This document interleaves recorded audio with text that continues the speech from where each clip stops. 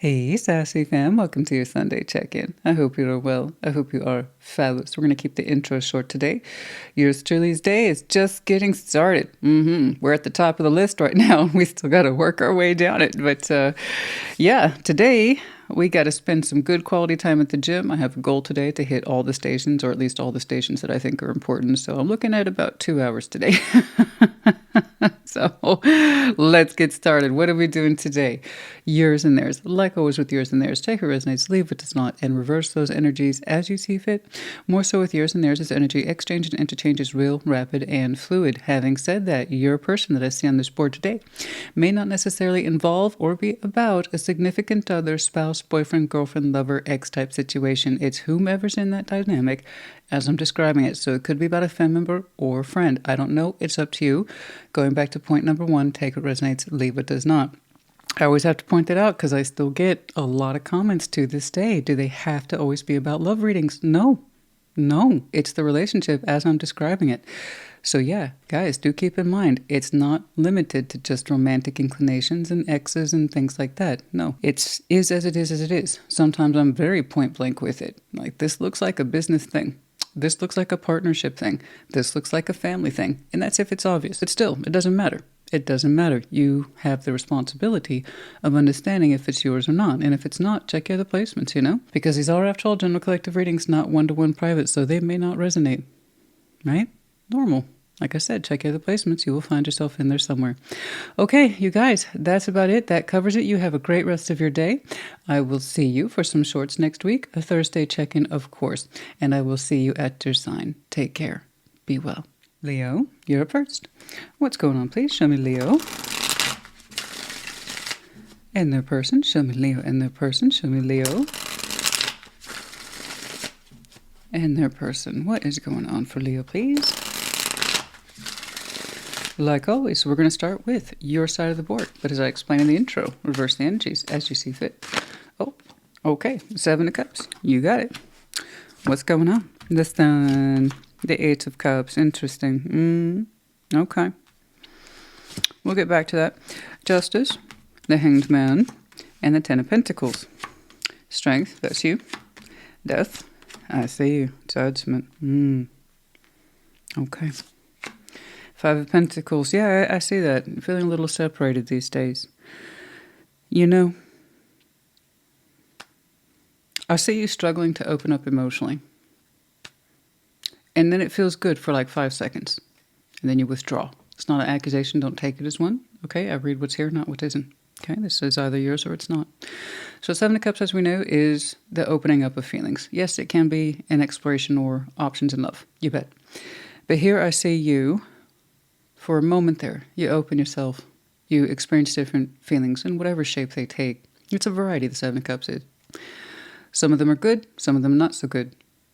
Point is that when you feel yourself, when you allow yourself to open, you're happy. Like this on the Sun for about 5 seconds. And then you shut down again with the 8 of Cups. It's like you're trying to turn the vehicle over, if you will, that is your heart. And every now and again you get it to run for a couple seconds and you're like, no. And then you turn it off. Who are you trying to jump your heart for? It's like you're trying to find feeling in something. And you do for a little bit. You're happy. But then you're like, never mind. Over here, Justice, the Hanged Man, 10 of Pentacles. I have someone attached to you. And that very much shows up in the 3D that all is well. The foundation is good. Everything's running smooth. Everything's balanced. Okay. Emotionally, they seem a little disconnected as well in that respect of, there's nothing to be emotional about. Everything's cool. The foundation is the foundation is the foundation. And so long as that's intact, so are we. I'm good. You should be good. I'm okay. You're okay. That's their kind of energy, And that's fine. That's perfectly fine. It's just, it kind of has that feeling to it that I'm okay. You're okay. You're not so okay. Yeah. Do they know that? Do you know that? Strength, death, judgment. There's something here that's transforming. It's changing inside you. Okay? Something's changing inside you. Don't cry, Guns N' Roses. Of course. Classic. Vintage. Vintage, that one is. Don't cry. Anyway, something indeed is changing inside you. Strength, of course, your power card. Death is near it. You are changing and transforming. Judgment. It's a matter of time before this catches up to you. I think you're in the process of somehow changing, and it's not necessarily known to you at the conscious level yet. This is a spiritual thing, and it relates back to your feeling. How you feel about yourself, how you feel about this, and why is it so hard for you to turn the engine over that is your heart and then keep it running? You're not fully aware of it yet. In your overview, Five of Pentacles, like I said, you are experiencing the breakage. You feel separated. It's just you're not fully aware of that separation and what it means. Why do you feel separate from your feeling? And how come you can experience momentary success, fleeting success with your heart space, and then it shuts down again? You will have those answers you're looking for, but just please know, for the Leo I'm looking at, you're changing, but you're not entirely aware of it yet with Judgment. It's a matter of time before you see it for what it is. Your feelings in some way have changed, and it's hard to fully gauge that experience right now because you're still in the process. All right? You're still in the process of learning about it, accepting it, and or adopting it because Judgment's here. It's a lesson that needs to be finalized, something that's coming on through. But you yourself are changing, particularly as it relates to your feeling and what constitutes specifically happiness, and why you can't seem to remain open or force yourself to remain open to something that by all rights should be making you happy, but it doesn't seem to be. Okay? Let's get some advice, please. Let's get some advice, please.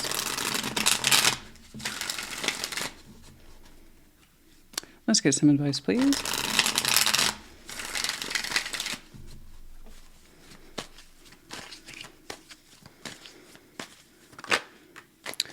Five of Wands, the Three of Wands, and the Ace of Cups.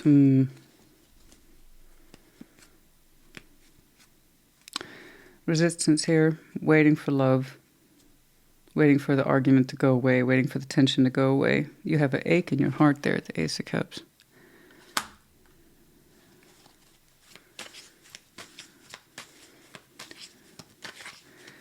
Do you understand in some way that you are aching for love and looking for it, but that you have your back turned to it? It's like you're caught up into a fight with yourself, someone else. Nine of Pentacles, Four of Wands. There's a person here, relationship. Three of Pentacles, Eight of Pentacles, Four of Swords. You keep yourself heavily preoccupied with some sort of relationship structure, but it's coming across as friendly. It's cooperative and it's productive. I can't say that it's not, but largely you see yourself as a single person operating within the context of a relationship, which once more I will point out you find productive.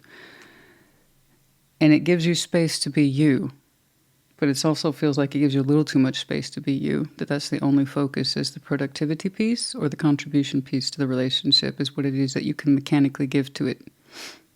Okay, that's a lot of pentacle around an intimate subject. And it does give you a lot of allowance to be you. You have a lot of freedom to produce whatever it is that you do in this relationship, to secure it, to feel good about it. And someone contributes as well, but it's like there's a big sore ache in your heart waiting for love. And that's where the fight comes from. You don't realize you're waiting for love, even though by all rights it should be near you or within your grasp. Something to think about. Don't get me wrong, you're very productive, honey. You're very business rich. You know, you're quality rich in terms of you have a lot to do and you've achieved a lot. And it's given you a lot of freedom for you to exercise your skill in a place of independence. But you've exercised a lot of skill in a place of independence and self-assurance and self-security within a construct that is a relationship. It does feel like a business practice, but I see you aching for love. And that's where the biggest fight is. That's where the biggest tension is.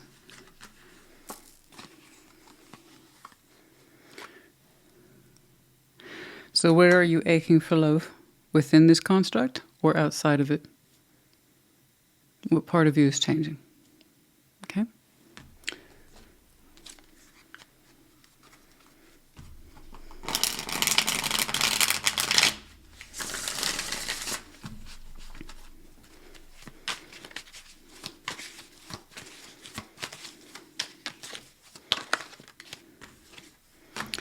soulmate. Avoidance, stalemate.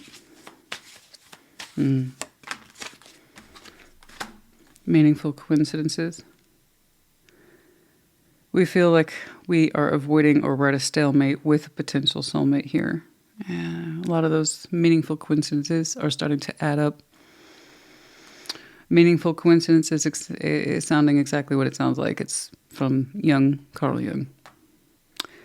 Those coincidences, sometimes they're not coincidences. Sometimes they're quite meaningful to us. We're seeing things to kind of verify our reality. They add up. Come on now. Vivid dreams. Some of you have vivid dreams that in some way involves an apology. And it gives you emotional release. There's a sense of surrender to it, like it's inevitable. But it also gives you release. That's quite specific. What an interesting combination. We've had vivid dreams of an apology. And while you might interpret that in your waking self as a surrender element, it gives you a great deal of emotional relief.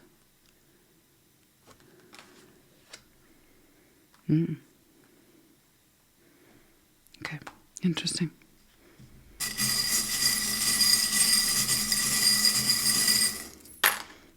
We have the letters J, Q, X. We have the medallion of Virgo. Some of you have some very interesting Virgo in your chart. Could be connecting to, or the season might be important. We have the owl in reverse. Lack of wisdom, lack of insight, or not wanting to look too closely at something. Okay. The snowflake, time of winter, time of transformation, a unique pattern as well, a very unique pattern. Scorpio season might be important to some of you, where this upcoming winter is. Then we have the bicycle. For some of you, you ride a bike, or bike is a hobby, something like that, cycling, or for some reason it means something to you, like, your favorite childhood bike or something like that. Okay, Leo, honey, I do hope this helped you. We'll check up on you next week. I may not necessarily see a continuation of the same subject, but if we do, hopefully we'll see some progress there. All right, you guys, I hope this helped. Like I said, put it in the comments. Take care. Be well. Sag, welcome to your Sunday check-in.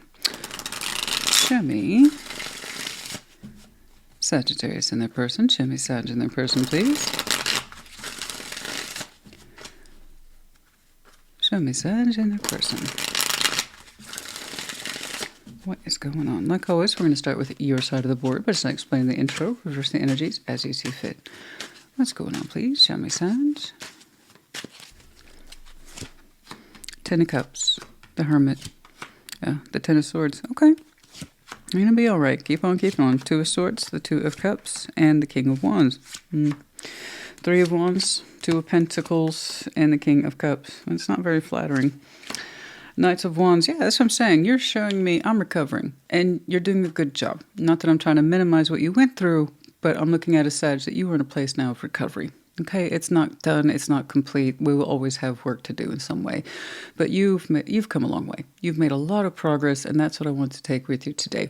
In fact, so much so, you're starting to show energy spikes or surges that are natural to you. That kind of, let's get up, let's go, let's shake this off. I got energy, and I got to spend it, baby. So that Knight of Wands, very indicative to that fire spirit of, I got to be me. And it's not just passion, guys. That's often misunderstood. It's passions in everything that we do if it means something to us. So some of you are naturally just born go-getters. You're out the door. I got to go. There's somewhere I got to be. I got energy. I got creativity. I'm fast-paced, all this kind of thing. And yeah, possibly passionate too. But the point is, you feel better. You feel better. And Ten of Cups, the Hermit, Ten of Swords, you're like, what matters to me these days? My Ten of Cups, which Ten of Cups tends to be all-inclusive, the emotional harmony principle, as I would put it, amongst our closest inner circle, i.e. family, friends, spouses, kids, whatever. You're saying you've been doing a heck of a time immersing yourself into that which matters most in this life, and you have found many healing qualities in it, and among it, it's supportive. You're glad to find yourself in it because you're saying, I've been going through some stuff, Ten of Swords, and I've made a lot of headway. I've made a lot of progress. And you have. Like I said, it shows in the energy. Energy doesn't lie. And you know, you're learning a lot. You're learning a lot from yourself. You're learning a lot from your intimate circles and intimate dynamics and how they reflect on you. And they remind you of the good that you have in you and how far you have come and all these other things. And they encourage you to stay on your healing path. And you're like, you're right. I'm going to stay on it because you still have some 10 of swords in you and it hurts. But it doesn't hurt all the time and it doesn't hurt like it used to. So you've made a lot of progress, like I said. Now, whomever's attached to you, it makes me nervous when somebody's like, I got feelings, but I don't know what they are. And that's so irritating because it's kind of like saying, do I get a participation ribbon? And it sucks. It sucks. I hate that. I don't care what this is to you, a family member, a friend, or intimate person. When somebody's like, do I get a participation ribbon for feelings? That means like, I feel something. I just don't know what it is. Because words scare me and labels scare me. Identification of feeling scares me. Can I just say I'm really turned on? Two of Swords, Two of Cups. Come on, figure your feeling. This is where I lose patience. And I know it's obvious. It's very obvious if you've seen my work for years. I lose patience with people. It's like you've had more than enough time to think about it. You've had more than enough time to feel your feelings. You should know what they are by now. So this is where I like to tell people over and over again, mixed feelings, mixed thoughts, mixed signals mean no. They still haven't figured it out. That doesn't have to be your problem. There's a reason that you hurt. There's a reason why you're focused on family and friends. Is because you're not getting from the person, this is clearly an intimate connection, from them what you need in order to sustain them appropriately in your inner circle, the Ten of Cups. If they were part of your inner circle, I wouldn't be seeing them excluded from it at this time. And that's because they don't know what their place is by their own admission. I don't know how I feel about you. And you're like, you know what? That shouldn't be my problem. Because I'm focused on the people who actually want to be in my life and harmonize with me, and they know their place in the Ten of Cups. And if you don't know if I have a place in yours, I guess I shouldn't be there. And that's going to be painful. And I completely agree with your decision. You need to focus on what matters and supports you because it reminds you of what should be in your life, who should be in the inner circle. So if someone's like, I got feelings kind of, does that count? I mean, if that's good enough for you, that's good enough for you. If it's not, it's not. You know, I can tell that you're someone who values everybody should know their place in each other's lives. They should have definition, meaning, and context. So this whole I have feelings or I care about you vagueness isn't going to count with me. And that's you. That's your priority. That's what you've determined for yourself as possibly a boundary or frankly just understanding that this was dissatisfying. Because I admit parts of their energy is attractive with the King of Wands. There's that sense of ambition, drive, and passion, which I very much deeply respect and admire, but that doesn't mean that you have any less responsibility of understanding what the hell this means to you. Ten of Cups is at the heart of the reading. It's literally the core issue here. The fact that they still don't know, but they have a lot of charm. They have a lot of vitality. They have a lot of passion. That's cool. As a fire sign, I know you get it. But you're saying that's not the end-all be-all. I value emotional definition and precedence here. Three of Wands, Two of Pentacles, King of Cups. Oh my God, honey, let me tell you something. I don't like that. So I don't know who's doing it, you or them. Somebody here's got a big old heart space. And if you want to play the waiting game, that's on you. Just please understand when I see people do that, you have to understand there's something worth waiting for. As far as I can tell, they've given you nothing to indicate that there's something worth waiting for, other than the fact that perhaps they're very charming or good looking or hot, you know. I mean, don't get me wrong. Passion is passion. It can be very attractive. Confidence can be very attractive. Charming personality, and they easily laugh. Okay, that's the kind of stuff that they can show you and also show anybody else. That doesn't mean it means anything. Okay, so if you want to sit around and wait, and hopefully the feelings will open up, you have to own that choice. Okay, so I hopefully that's not you, because I see you really reflecting on what matters most in your life. But if we're going to do this, let's hang out and just vaguely hope things will get better. Two of Pentacles, something still isn't nailed down or figured out in terms of the biggest area of our life, that is the King of Cups. That means we still don't know our feelings. Never mind, what are we waiting for? Because you're showing me lack of proof here in the 3D, the Two of Pentacles. So you can wait for somebody unconsciously, subconsciously. You can. So we don't want to kill time because we're only killing our own time. Okay? Don't sacrifice your time waiting for someone to understand their feelings, because you will always, always grasp the short end of the stick. Always. They don't know you're doing it. and they probably wouldn't care, even if they did. You're not going to be the hero in this person's story. Okay? Don't waste your biggest heart space on someone who isn't quite sure. Because if they have no problem wasting their own time, they're going to think nothing of yours, honey. Okay? I'm just saying I'm more about prevention than I am continuing pain element. You've already withdrawn enough to understand that you feel better for having done so. What does that tell you? So, and if that's them, and they need that much time to develop feelings, 3 of Wands and the 2 of Pentacles. I don't think people understand what that looks like in tarot time. That's not a couple of months. That's a couple of years. Maybe in time my feelings will grow. I'm sure. Maybe they won't. Do you want to play that game? Tarot doesn't dictate action, you do. Tarot's the proof of choice, not the absence of it. I mean, if I were you, I'd continue on with what you're doing. It seems to suit you. Remember that. If they knew their feelings, you wouldn't be concentrating on your inner circle because they'd be part of it. And you would be developing something more with them. Okay? Okay. The Hanged Man in reverse. 9 of Pentacles, King of Cups. That's interesting. It's kind of like saying it's really not you. You should know who you are by now. You are a great catch. That King of Cups is you. It's you. You're a great catch, honey. You have so much to offer. You have so much sense of worth, or at least you should. The Hanged Man, in reverse, there's really nothing for you to think about. I'm not saying you're perfect. I'm not saying you're without flaws. What I'm saying is you should know your own worth, and that this is not something that you should be waiting on. It should know. And you should know your own worth. Okay? So I want you to spend a little bit more time doing this. And don't question your worth. That's in reverse. You don't need perspective on that. You should know who you are. You have a big heart with a lot of value attached to you. Not just because of your big feelings, but because you actually can do what you can actually bring to the table. So if they don't know that they love you by now, they're never gonna, honey. Okay? They're never gonna. And that's not a you problem. It's really not. Okay? So don't do this thing. But that's up to you. Tarot lady, in my opinion, don't mean shit. If you want to wait for that because you think it's going somewhere, okay. Then you've made your choice. Secret admirer, not so secret. In other words, okay. Admire, rejection, loss, fragmented, stability, harmony, flow. I know.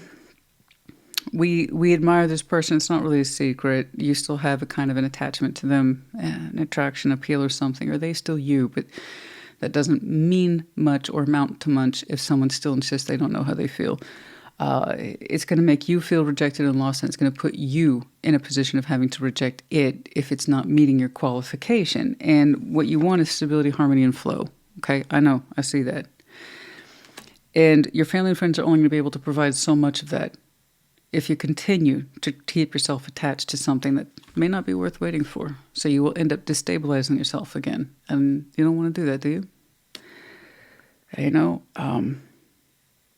you might feel rejected by this, but honestly, it's them rejecting themselves. Okay.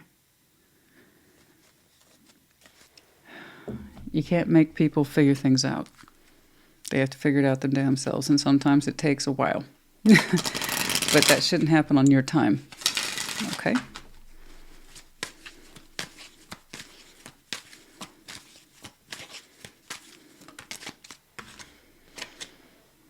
Summer, for some of you. Why? What context? I don't know. Last summer might have been important. Upcoming summer might be important. I don't know. And on a rainy day in summer.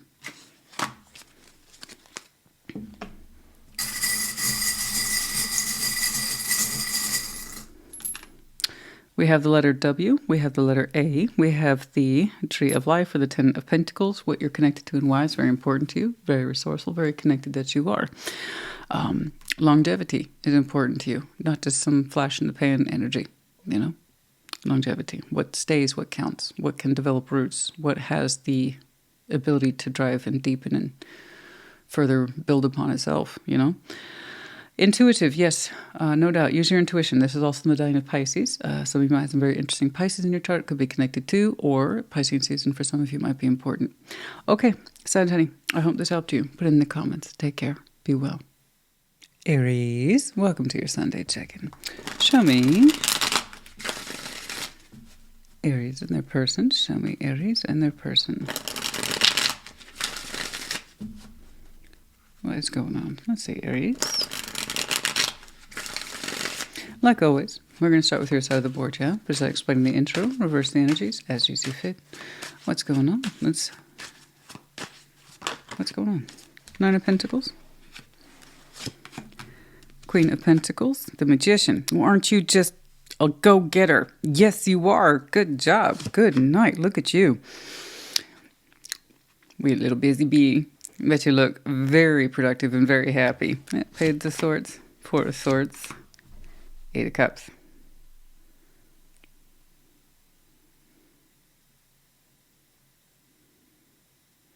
Okay, let's keep on. Yeah, Seven of Wands, the Fool, the Lovers. Oh, that's why. Overview of the chart. You're like full speed ahead. I see that. you are full speed ahead. I'm sorry. We went from it's on. You're like you don't even go from 0 to 60, honey. You go from like 100 to whatever. You're like it's on. Direction forward. No looking back. It's Chariot. You're like I gotta be somewhere. And you're like, it's all good though. Nine of Pentacles, Queen of Pentacles, and the Magician. You're like, I'm killing it. Yes, you are. You look great. Congratulations to you. You look so secure personally. You have a strong sense of self-worth. You killing it every day. Like you prove yourself every day. You're achieving things every day. I'm not saying you're perfect. There's no such thing. I wouldn't want to know you anyway. But what I am saying is that you achieve your goals. The Magician, you're like, I want more of it. I like it. I love it. I want more of it. Yes, I completely understand and agree. Yeah, no, the Chariot, you're like, no stopping me, babe. No stopping.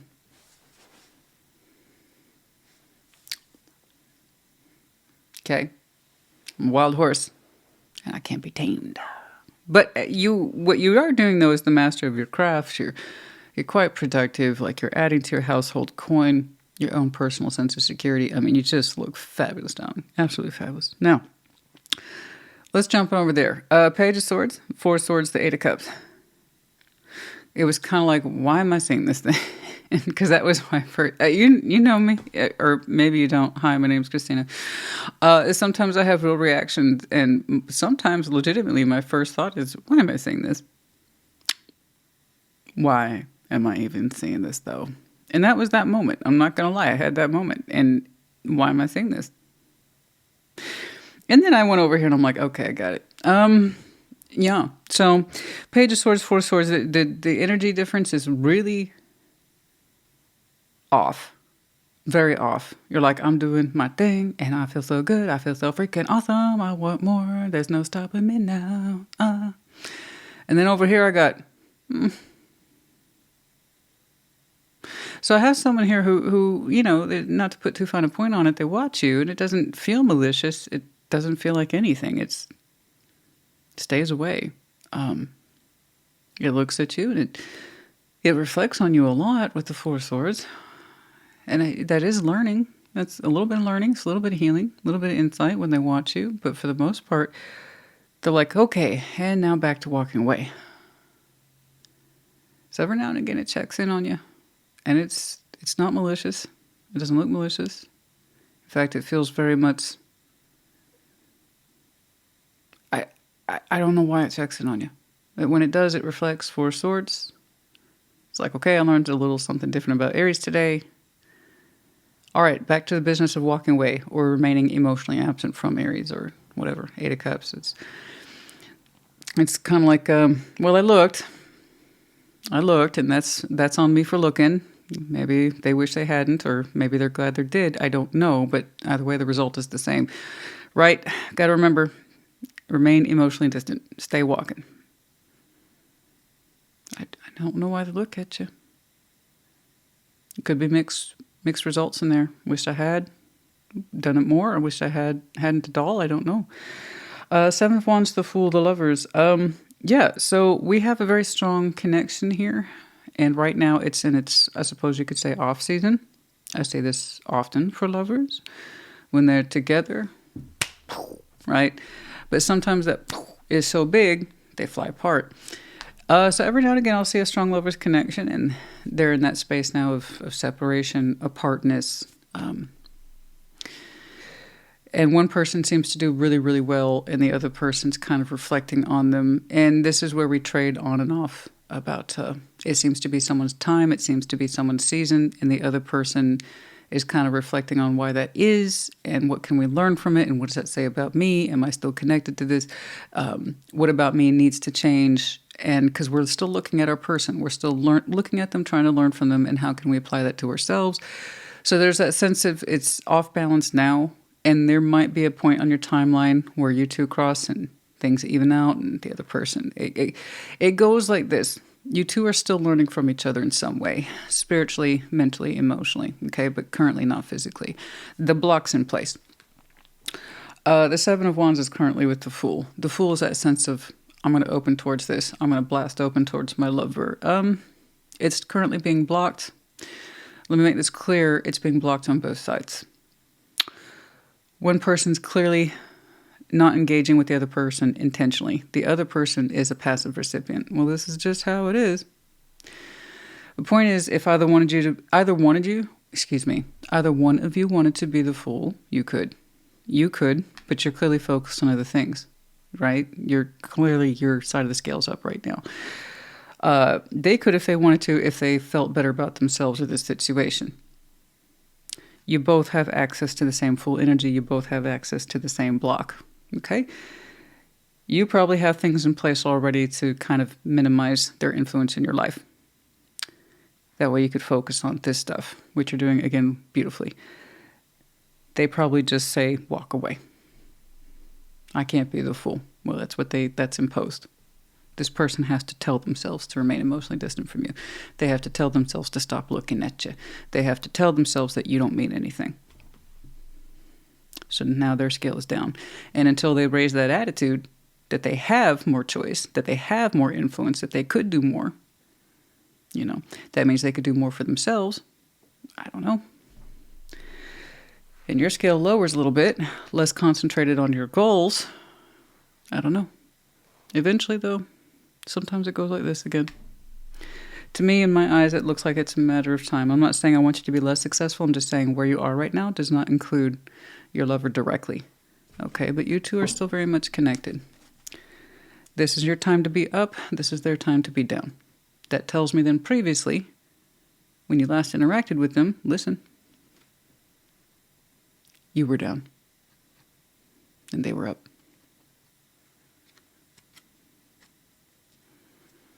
So you already had your downtime with this person when you were the one looking at them and you were pining for them and you were in love with them and you wanted more of their attention, or you were chasing, or some shit like that. And they were the one being successful and they weren't paying attention and they weren't giving you attention. I'm not, it's the karmic balance, guys, here between these two. That's all. Yours was really on the nose today.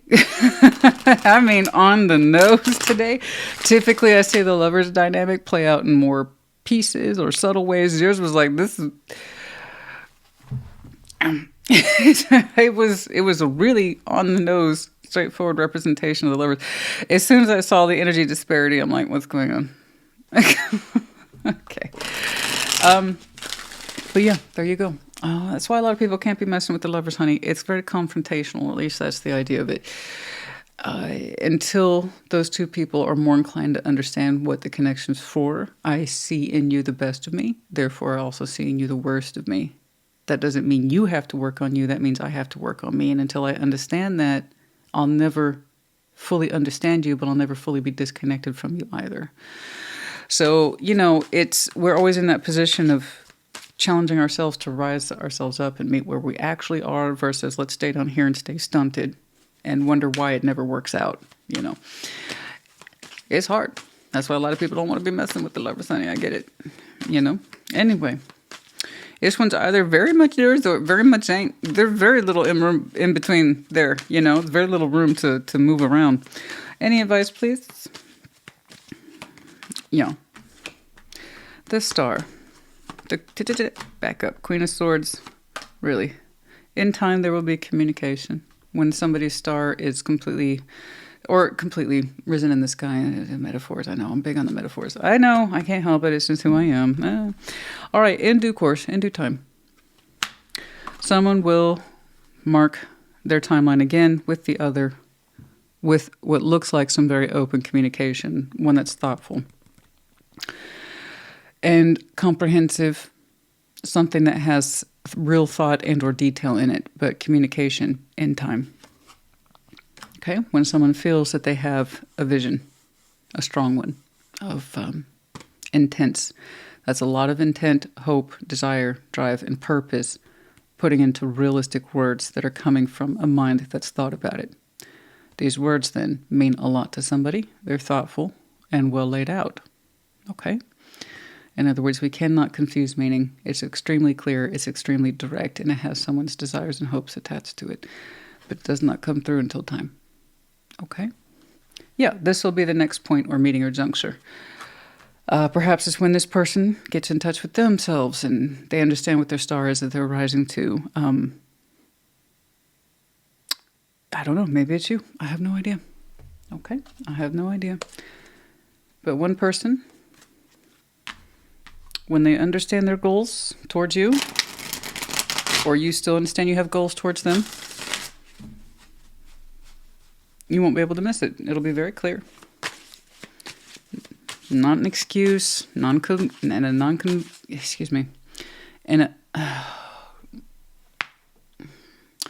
have to understand the thing about the lisp. It also sometimes rolls into stutters, and it is literally physically impossible for me to pronounce some words when my tongue locks up, and it's really frustrating. But I'll tell you what, it's very humbling. It's humbling. It keeps you humble. I'll tell you what, I always recommend a good stutter. It keeps you nice and humble. Ego, vanity, pride. Yeah, somebody's got to step out of that. There's ego, guys. We have to understand ego is inherent to everybody.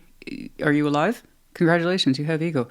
Ego has healthy parts and it has unhealthy parts, which when we feed, people are so protective. The ego is so protective. So when we have unhealthy ego, we don't want to see it. We don't want to see our pride and vanity reflected back to us, or that sense of helplessness or the victim mentality, or how we contributed to something negatively or poorly. We don't want to see that. The ego doesn't want to see. That's unhealthy. Healthy ego suggests I'm grown, I own my shit, and it makes me stronger, not weaker, and it propels us forward. So, when we can honestly look at ourselves in the mirror, not for admiration, but for proof of what we have done, we understand ourselves better, and we have something to rise to. We aspire to more. You're like, okay, I own my shit. This is what I did. And then boom, we take off. A new perspective on ego, vanity, pride. Where does it come from? What did it look like for me? How did I play into it? What was my contribution level? Exactly. Okay. How did I fuck myself over with ego? Exactly. I know. We all need it from time to time. And the Venus, the offer of Venus, a strong sense of beauty, feminine energy here. For some of you, Aries might be your Venus placement.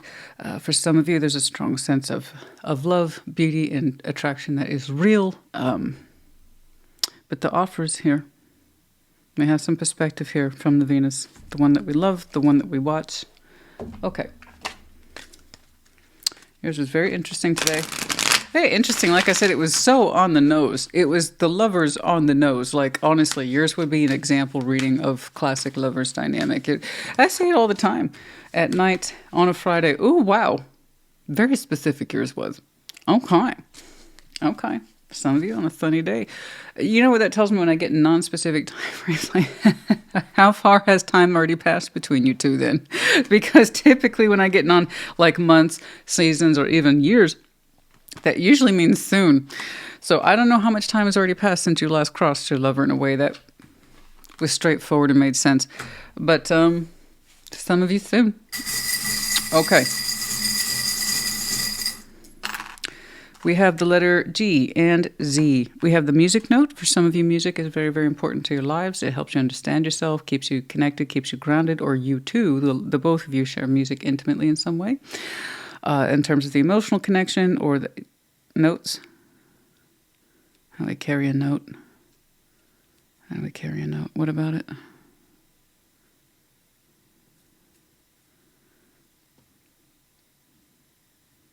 It's a cheap shot, of course. Everybody has a song tied to that person. When we hear that song, it's like... And depending if you're currently with or separated from your person, that can either be a moment of sweet joy or devastating. When you hear that person's song, does it fill you with joy or does it devastate you? Anyway, music, for some of you, important. And then we have the Medine of Pisces. Some of you have very strong Pisces in your chart, could be connected to. And then the season might be important to some of you. And FYI, Pisces season, we just literally entered Aquarius season today, and it will be the next season up. So for some of you, just a little reference there. Okay, Aries, honey, I hope this helped you. Put it in the comments. Take care. Be well. Aquarius, happy birthday. And you're like, what? Yeah, no, we just... Some of you are so early Aquarius as you know, but other folks are like, wait, what? That can't be right. No, yeah, we just entered Aquarius season today, or today, roughly 24 hours, depending on where you are in the world, and then of course on what year you were born. It can vary by a couple of days. Yeah, so it really depends on the calendar year you're in. But for this year, we enter Aquarius season today, Sunday. Anyway, what's up? I hope that your birthday is fantastical. I'll tell you what. I don't mind a Sunday birthday for some of you who yours is today. Oh my God, you have so many reasons to just be indulgent. You can have a late breakfast, a brunch, mimosas, 10, 11, who cares, right? I mean, you get to do the whole thing on a Sunday. It's like, why not? Guilt-free too. It's like the best to have a birthday on Sunday. Honestly, it's the best. It's like, I ain't got to do I ain't obligated to do nothing. I ain't got to. It's my birthday and it's Sunday. Although, it ain't bad. It's got its perks, All right, what's going on? Let's take a look at Aquarius and the person. Like always, we're going to start with your side of the board. Just explain that intro, reverse the energies as you see fit. What's up? Myself, I'd have a big old stack of pancakes and I'd stick candles in it. And maybe a little mimosa with some raspberries in it for flair. Okay. Oh, honey, don't you look good? Ace of Wands, Knight of Cups, Queen of Cups. You're like, I know. Nice. Very nice. 9 of Swords, 4 of Pentacles, 7 of Swords. Why am I seeing this stuff? Aries too. It's like your energy is like way up. And somebody else is like way down. If you pull the Lovers again, I have to start the spiel all over again. Okay, 8 of Cups. My. The Hermit and Judgment. Okay, there's a little more progress here. All right. Oh, the Lovers in the overview. I spoke too soon. So, FYI, I shuffled these many, many times in between takes. Never mind what you see on camera. It's meant to be. So let me give you the Lovers spiel. You are currently, again, if you have any Aries in your chart, by the way, theirs has different twists. They were showing me a lot of 3D success, and you're showing me a lot of emotional success. But FYI, if you have any Aries in your chart, maybe you're doing both. Maybe you had a lot of growth materially. Fun. And then emotionally as well. So good on you. Anyway, yeah, the Lovers, we're feeling a very strong sense of connection. And you want that for yourself. I know that. You are still being influenced by someone whose energy doesn't currently match yours. Okay. So your Lovers here in the overview is a bit tricky. You showing me, especially given your emotional, beautiful, Ace of Wands, Knights of Cups, Queen of Cups. You are open to love. You are open to passion. You are open to expression. You are open to vulnerability. You're like, I want it all. And you're open, man. You're just open. To strong feelings, new beginnings, the connection. You want a strong connection. Here's the thing. I got one that's already lingering back here in your peripheral. Okay? And it's a connection you still are tied to in some way. It's a former lover. Okay? Bare minimum, they're still mentally tied to you. They think about you a lot and then they try not to, and then the process starts all over again. So you're showing me, I want a lover's connection. I'm open towards it. You know, your energy doesn't seem to be focused on this person. You've done a lot of work. You're saying you're ready. You're open for the real deal, the authentic thing. Just please be aware. They're showing me this for a reason. I read what's here, not what isn't. Is that someone who is a former lover is still connected to you mentally, but it's once more not your problem. Okay? It really isn't. This is something that they have to work through. And right now, you two are in the off season, and it might stay that way. It may not. I don't know. Tarot doesn't dictate anything. Okay? But right now, this is the former lover, and you're like, I'm open to new. I want a strong connection. Okay? And you don't identify this person as being strong connection. And yet you are still connected to them in some way. Okay? But you're absolutely gorgeous, honey. You're emotionally rich, you know. You look like someone who has no problem expressing your feeling. Your ownership of your feeling is beautiful. It's gorgeous. It's on point. I'm not saying you're perfect. There's no such thing. What I am saying is that when you have a feeling, you own it. You have the intuitive process attached to you. And how you express yourself is very important to you. You want to be understood from the heart, which is gorgeous with the Knight of Cups there and the Ace. Oh, honey, you're just so gorgeous. Oh, look at that. And you want it. You're open to a strong connection, just not with this person, at least not at this time. And I can see why. Right now, you're up here. Again, refer to Aries. If you have any Aries in your chart. Right now, you're up here and they're down here. Now, in time, sometimes with the lovers, when it's time to reconnect, somebody tends to rise. That was their challenge. And somebody else has to kind of lower. I'm not saying lower your standards or lower who you are. What I'm saying is that when you're not so up here and you can come down a little bit, okay, and they learn to rise a little bit, you can meet each other more halfway. But right now, you two are like this. And this is someone who's currently not in your world. You're open for business, just not with them currently. I hate saying stuff like that. 'Cause I don't want them. I know, I know, honey, but you two are a little more strongly connected than that. Again, you get to choose. Life is, choose your own adventure book. Always has been, always will be. Okay. You don't have to interact with this, and it's not up for it now anyway. It's not up for the task. From my point of view, they look a little mentally weak. Okay. This is someone who is so riddled with self-doubt and self-imposed fear. I don't know how they get anything done, at least in the connection to you. It doesn't take initiative. It doesn't have open thinking. It doesn't believe in itself in terms of success when connecting to you. It can't let you go. I say can't, just from that person's point of view, they can't let you go. Specifically, they can't stop thinking about you, and they hate it. They hate it. They hate it. They hate it. They probably chastise themselves constantly for always thinking about you. And then they turn around and deny that they're doing that at all. A Seven of Swords. It's like,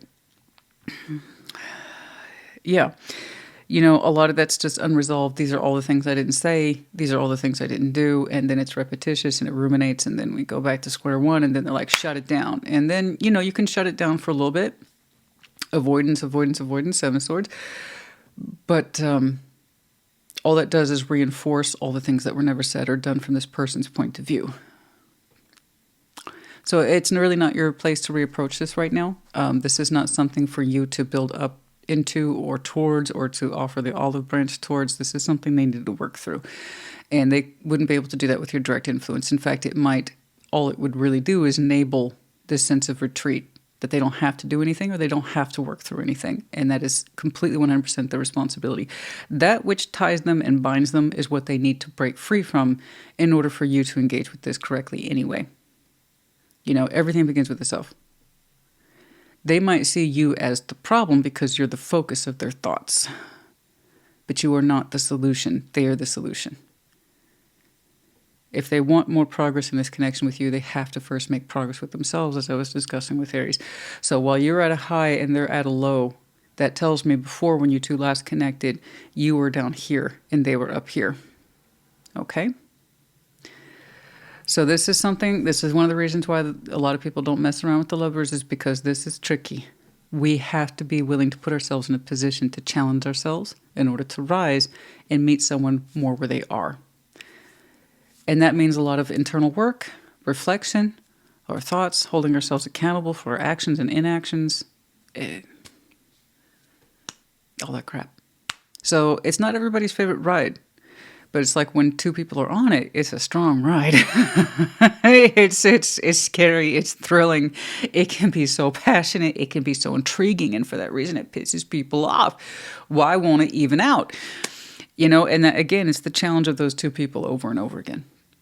Okay, try to meet each other more halfway, and that means doing a lot of work. You know?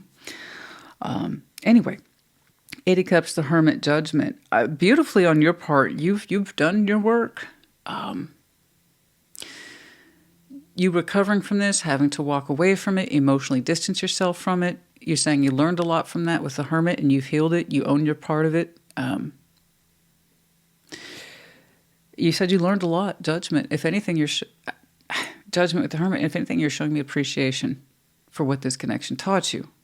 But that's it. So the fact that you're, quote unquote, open for business, yes, you are open for business. For love, for passion, for a strong connection, just not with this. You're looking at this as an assignment you've checked off, and I don't blame you for that. You clearly did your side of the work. That's why you're up here. That's why Aries was up there. You did your side of the work.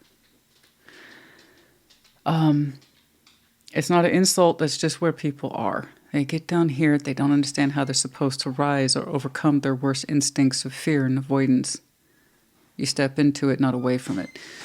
But so if anything, like I said, you're showing me appreciation for this lesson and that you learned it the hard way, but you're still grateful for it because you're saying it enhanced you. Yeah, it made you ready too for other things.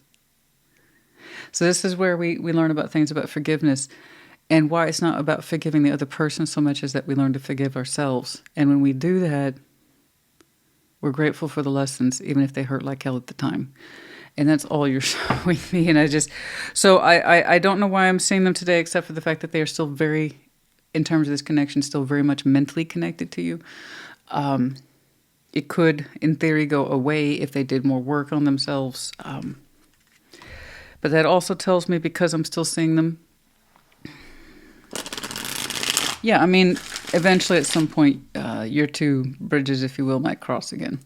Yeah, in time. It's not a threat. Don't take it as one. It's either going to be or it's not. I can just tell you this is unresolved. And things that are unresolved have a tendency to come back around so that they can resolve them themselves. You know, but that doesn't mean any one person did more of the work. It just means, hey, here's an opportunity. You know? You ever have somebody contact you out of the blue and you're like, what was the point of that? That was a moment in time. But one person couldn't step into it, but feels like a wasted moment. It's kind of like a warm-up act. Queen of Cups, the Devil, the Nine of Wands. Good God, someone is so afraid of their feelings. Oh dear, oh dear, oh dear, what a mess. Also unrequited. The Devil and the Lovers, it's over the heart space too. Yeah. They have a lot of suppressed feelings when it comes to you. Fears too. A lot of fears. Spent a lot of time rejecting the fears of the heart, and I didn't want Aquarius to love me. Well, that's a little after the fact, isn't it? And the fact that they, in some way, contributed to the connection is one of the things they need to own up to, because they had your heart at some point, and were threatened by it, afraid of it, but were also equally compelled towards it. So that's something that they need to work through on their side of the fence. You know, that they were attracted to it and wanted it in some way, while they were simultaneously rejecting it because they were afraid of it. Avoidance. Yeah, I mean, it looks avoidant to me. I'm not trying to make it all that. I'm just saying that's what's there, honey. That's what's there. Two of Pentacles. I don't know. Eight of Wands. There it is. Again, one more. I couldn't make this shit up if I tried. If you have Aries in your chart, perhaps check theirs out again. And I shuffle the hell out of these. Aquarius, honey. It's a matter of time. We just don't know when. And again, that space of insistence upon confusion, the Two of Pentacles. And I'm going to insist right back at you. And if you've done your work the way I think you have, you know this is not your obligation. This is something they need to do for themselves. So in time, if we work our shit out, maybe they'll decide somewhere to land on some communication. There's some work to do. The more we continue to reject this notion that we were responsible for the feelings, like we didn't want it, that's part of the denial package. And one of the reasons why we're still hung up on residual thoughts and feelings is because we were too busy rejecting them the whole time. So we continue to do that. We get the same results. No change plus no change equals no change. in summary. Oh my goodness. Okay. Dazed and confused. And avoidance. I told you. I know avoidance. Insistence upon confusion. And it allows somebody to avoid. We have an avoidant personality here. We use a combination of insisting on being confused. That means we never go out of way to clarify our thoughts or our feelings. That way we allow ourselves to stay nice and confused. We have an uninhibited license to just stay confused. And then we get ourselves all busy and distracted, and somebody has been reduced to spying and watching. This is what happens when we don't understand ourselves first. We will always be in the position of tying the responsibility externally. All the confusion and the bullshit comes from there. Why can't I stop thinking about them? You know what? That's not important. It's their fault. They're the reason I'm all mixed up in my head. All this other crap. That's the avoidance personality. You feel that you honestly have done your work. That's not a lie. It's really not a lie. And it's not a shame on them. If anything, I see your energy thanking them. Thank you for this lesson. I learned so much. And you did. That's why you're ready. People who haven't learned from their situation, they're never ready for anything. They just find more reasons to avoid. It's frustrating, honey, because it's like, it's chicken and egg bullshit, honestly. It's frustrating. Anyway, you're gorgeous. You're emotionally so gorgeous. You're emotionally so rich. You have so much beautiful heart space in you. I love how you feel so uninhibited to express yourself. You're like, yeah, shouldn't anybody? Well, you would think everybody would be, but look at this person. You really speak and act through what feels right to you. And I wouldn't have it any other way. Ace of Wands. You're saying it's naturally who you are. I'm a gorgeous, sexy peacock, honey. You got to let me fly. And you're going to express, you're that Aquarius. You're going to express yourself, honey. And you might even have some creative twists on it, too. But I love that you are just so openly aware of yourself. You know who you are. You know what you have to offer. I love it. On a hot day, okay. For some of you. On a Monday, FYI, for some of you, on a Monday, on a stormy day. Yeah, same thing with Aries. Nothing direct in terms of weeks, months, or seasons, even years. That we have this notion of maybe days from now, on a hot day. Yeah, you have them, especially when you're down south like we are.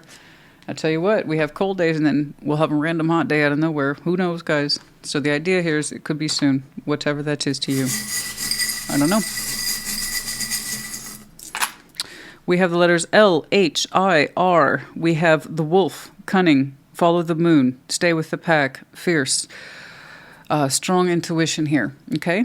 Warrior, stealth, all that stuff, optimist, and intuitive. Therefore, Sag and Pisces. Some of you might have some very strong Sag and or Pisces in your chart. Their seasons could be important to you, or you could have been connecting to, or possibly connect to in future. Like I said, you're still open for business. I just didn't see anyone new yet. Okay, but you're still open towards it. All right, Aquarius, honey, I do hope this helped you. Put it in the comments. Take care. Be well. Gemini, welcome to your Sunday check-in. What's going on, please? Show me Gemini and their person. Show me Gemini and their person.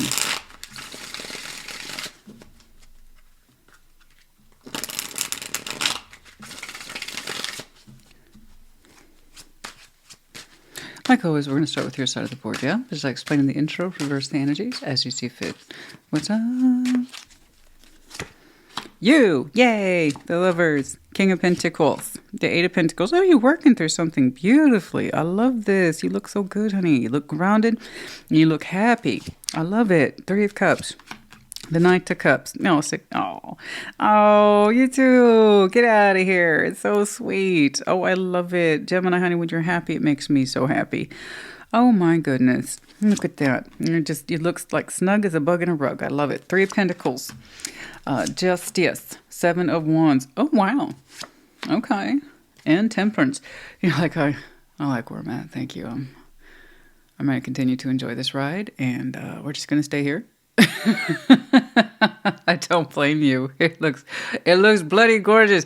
You and your person. Congratulations to you both. I've been seeing people do a lot of off-scale stuff, which is important, and it was interesting to see that Aries and Aquarius, they honestly weren't that far apart. And you're like, I'm with my person and I'm mad crazy in love. And I love this. This is great. I am so happy for you. This took time. This took patience. You two are showing me temperance and compassion and love towards each other and understanding. So temperance isn't all peaches and cream, guys. We have to remember with rose, there is thorn. So temperance then is the responsibility of the stuff that's great and the stuff that's not so great and how it is we consolidate. And in your case, you're showing me how you two work together. And you two understand each other quite well. You know your soft spots, you know your hard spots. You know when you two aren't so easy to get along with, and you know when you two come together beautifully. And that is so funny. That's the second Guns N' Roses song I've heard. Of course, that was And We Come Together Fine. That was Patience and Guns N' Roses. But you two show each other a lot of patience, a lot of consideration, and you two make your lights and your darks work. You blend together beautifully. So I'm just so happy to see this stuff for you. I don't get to see this stuff for you guys too often, in the general sense. When people are just loving and considerate and they build the world around each other in a way that's healthy and constructive. I don't get to see that too often. It's not a Gemini thing. It's a all people thing. This is gorgeous. And it's active. It's live. It's happening. I'm just so happy for you. This is so gorgeous. Your lovers, like, I have never felt more like myself in my life. Good. You're showing me your power structure. First card, first draw. I love it. King of Pentacles, Eight of Pentacles. In this connection, you feel like you're most productive, can get out there and kill itself. I love it. This connection allows you to feel like you get to operate under your own principles of self-guidance and structure and head of household, possibly. Yes, you have a strong sense of provider role attached to you, and you're quite happy with that. King of Pentacles and Eight of Pentacles, you're like, thank you. I achieved my best in this connection. Yeah, you do. And it's one of those things where some people, when they are in a strong connection and it thrives, they thrive. They can do their best work under their strongest connection. And this is the kind of stuff people live for. This is what everyone hopes to find. I want to know who I am and the best of what I can do under a strong connection or the influence of one. And you're like, I have it. I have never felt more like me in my life. I have never felt more accomplished in my life. And I'm not saying it's because of them. I'm saying it's because you know who you are in the safety, confines, natural beauty, love, secure love, very strong emotional, secure attachment here that has allowed you to feel so inspired to flourish and thrive and be a strong provider here, and a strong sense of resource gathering and head of household is gorgeous. It's very masculine, but I love it. This is what someone looks like when they're flourishing. First in a connection, and then it builds outward into the 3D. So it doesn't have to be masculine. I'm just saying traditionally this is what you might call masculine energy that's in a safe, secure connection. So just thought I'd point it out. You don't have to identify with it. You just might have a lot of strong earth in your chart. I understand. I'm a provider. I'm absolutely a provider. Okay, I just have so much freaking energy. I do it out of nature. I have strong inspiration too. Got a kid, I got a house, I got a cinnamon. They all require a lot of work. I'm a strong provider too. And last I checked, I'm not masculine. Well, let me tell you something. When it's time to put the foot down, that's another topic. Now, over here, 3 cups, Knight of Cups, 6 cups. This person loves you like crazy. Oh, my God. They love you absolutely like crazy. Their heart's for you. It only points towards you. I mean, it's no wonder you're showing me high levels of emotional security, that you feel like you because you are. You are very much connected in present day to a soul bond. And not all soul bonds are romantic. Let's make that clear. The 6 of Cups is anyone whom you've spent a lot of time with and you have a lot of sweet memory with, and you and that person have a unique undercurrent and intuitive process that's unique between you and them. That's all the 6 of Cups is, even if you don't believe in soul bond. And this person knows you so well. They're like, I know Gemini better than I know myself sometimes. And they're much more emotional than you are, but that's okay. It's one of the things that has allowed you to feel emotionally secure with them is that they really do love you for who you are. So you two have a very strong imprint on each other, and this is gorgeous. I'm going to go ahead and call it, this is water sign, Cancer, Scorpio, Pisces, because I just know this energy, that when it's congruent, when it's in itself and it's in touch with itself, and therefore their person, everything like this is a river for a water sign. Everything just flows in one connected direction. That's it. No fuss, no muss. And a healthy water sign that can express themselves, keep this connected to you. It's just gorgeous. It just flows. And yeah, this person loves you like crazy. The support is 100% on point. 3 of Pentacles, Justice, 7 of Wands. I see you kind of pushing off a kind of project where like, I don't need to do that right now. I don't know. I don't know what that is, but you're like, I like where I'm at. I'm good. I don't need to do any extra work right now. Yeah, that's cool. It's not that it's not worthy of you, Justice. I just don't see you taking on additional projects right now. There's a sense of I'm putting up boundaries. I'm going to shift gears down to a more neutral coast vibe because I like where I'm at. So again, it's nothing against the project. I am seeing it as inclusion to project work, something that you would honestly balance into or contribute to, all hands on deck. You would give your energy, time, energy, and effort to, but you're saying, I'm going to put some boundaries up. I don't need to do it right now. I don't blame you. Why would you want to leave this awesome, beautiful, loving, sexy cocoon? I mean, yeah, there's just like that shit can wait. I love it. I love it. And you're a strong provider anyway. Whatever this is, while it is something is worthy of you, and you would typically do it, you're like, boundaries. Boundaries. We'll save that activity for other days. Right now, I'm kind of enjoying myself with my strong connection that loves me like crazy, and it makes me feel so good. They have a different pace than you, that's true. But they also love your pace just the way it is. You know? Let's get some advice, please. I don't think you need it. I like how you're like, yeah, I know what that is, and it's okay. It's okay. And normally I would put my time into it, and just not right now. I'm good. I'm good. I'm in a nice, lovely, dreamy space with my person, and let's not rock boats right now. You know what I'm saying? Let's just not. I get it. I love it. Oh, you almost look like you're on vacation with your person, but no, you're still actually quite active in your 3D. Let's go. Okay. Like I said, some of you still very active in your 3D. Ace of Pentacles, the 9 of Pentacles, the 10 of Pentacles. Whoa, they're quite the go-getter too. Oh my, the both of you. One of you is up for a new role. Congratulations. I don't know who. I can see how you work. Either way, you both contribute to the jackpot, if you will. That is the 10 of Pentacles. Someone here has very strong prospects attached to them. I mean, they make things happen. It's either you or them. But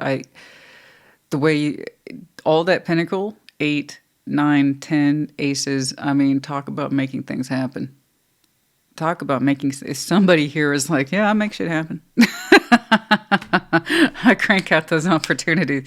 I make them happen. If I don't build them, then they're handed to me. So I don't know who has the Midas touch here, but everything they do seems to work out. So someone here's been blessed with a very strong, I'm not just saying fortune like as in random. I mean, they worked into it with the 9 and 10. So someone here is heavily connected. They know everybody everywhere, heavily resourced, heavily networked. They create opportunities. Someone's up for one soon. So congratulations to the one or both of you. But I promise you, as you know, the gentleman I'm looking at, this goes to common cause.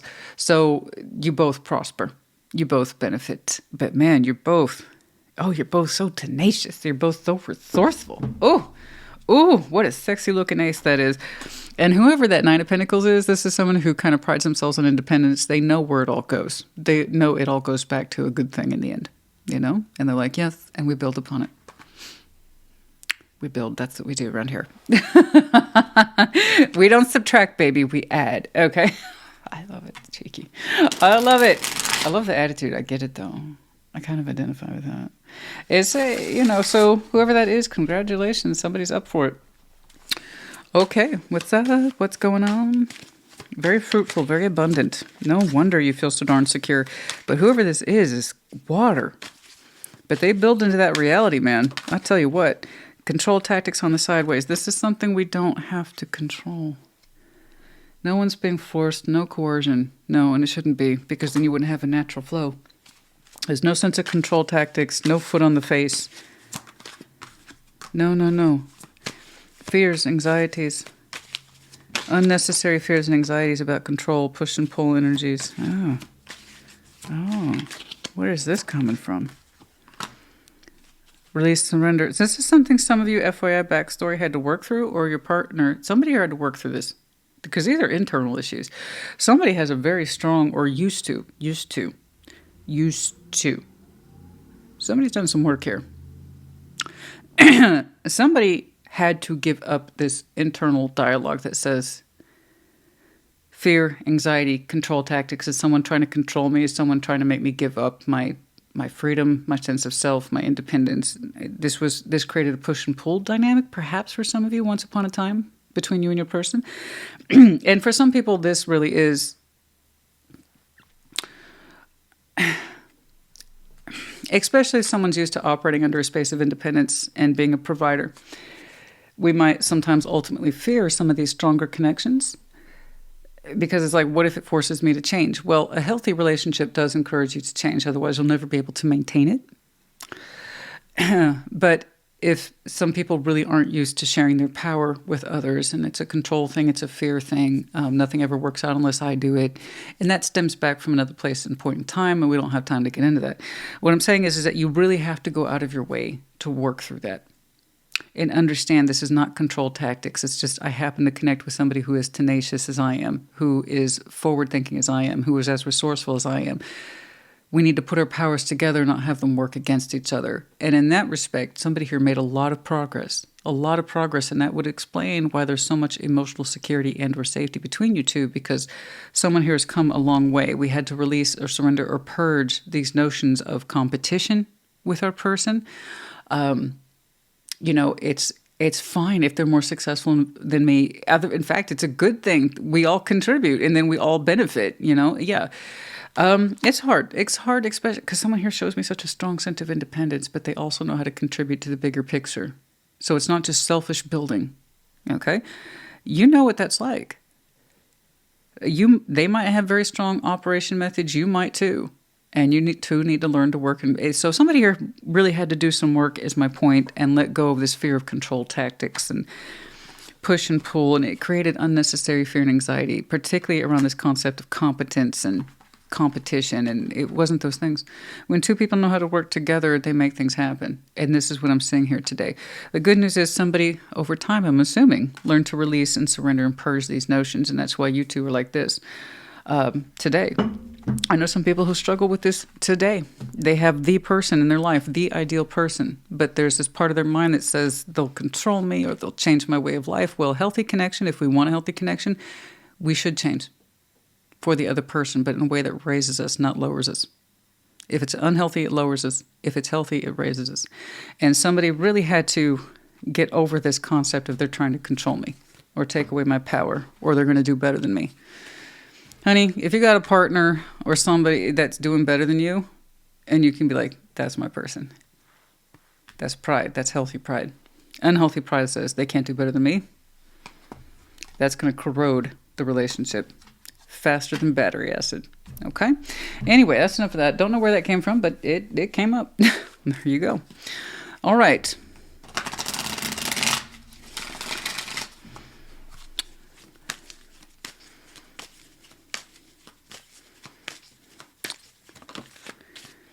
Wait. Oh, that's normally not my advice. But I'm not quite sure what the wait is. Is for some of you, this is yet to be. This is yours in time.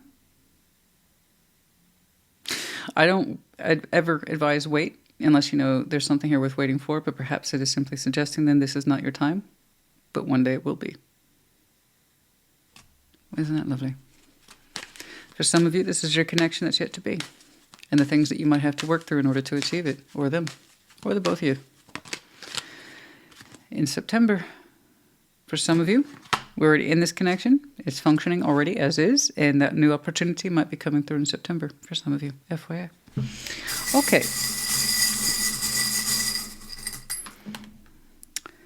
All right, so we have the letter Y in Z, the medallion of Capricorn. Oh, I can see that. Some of y'all might have some very strong Capricorn in your chart.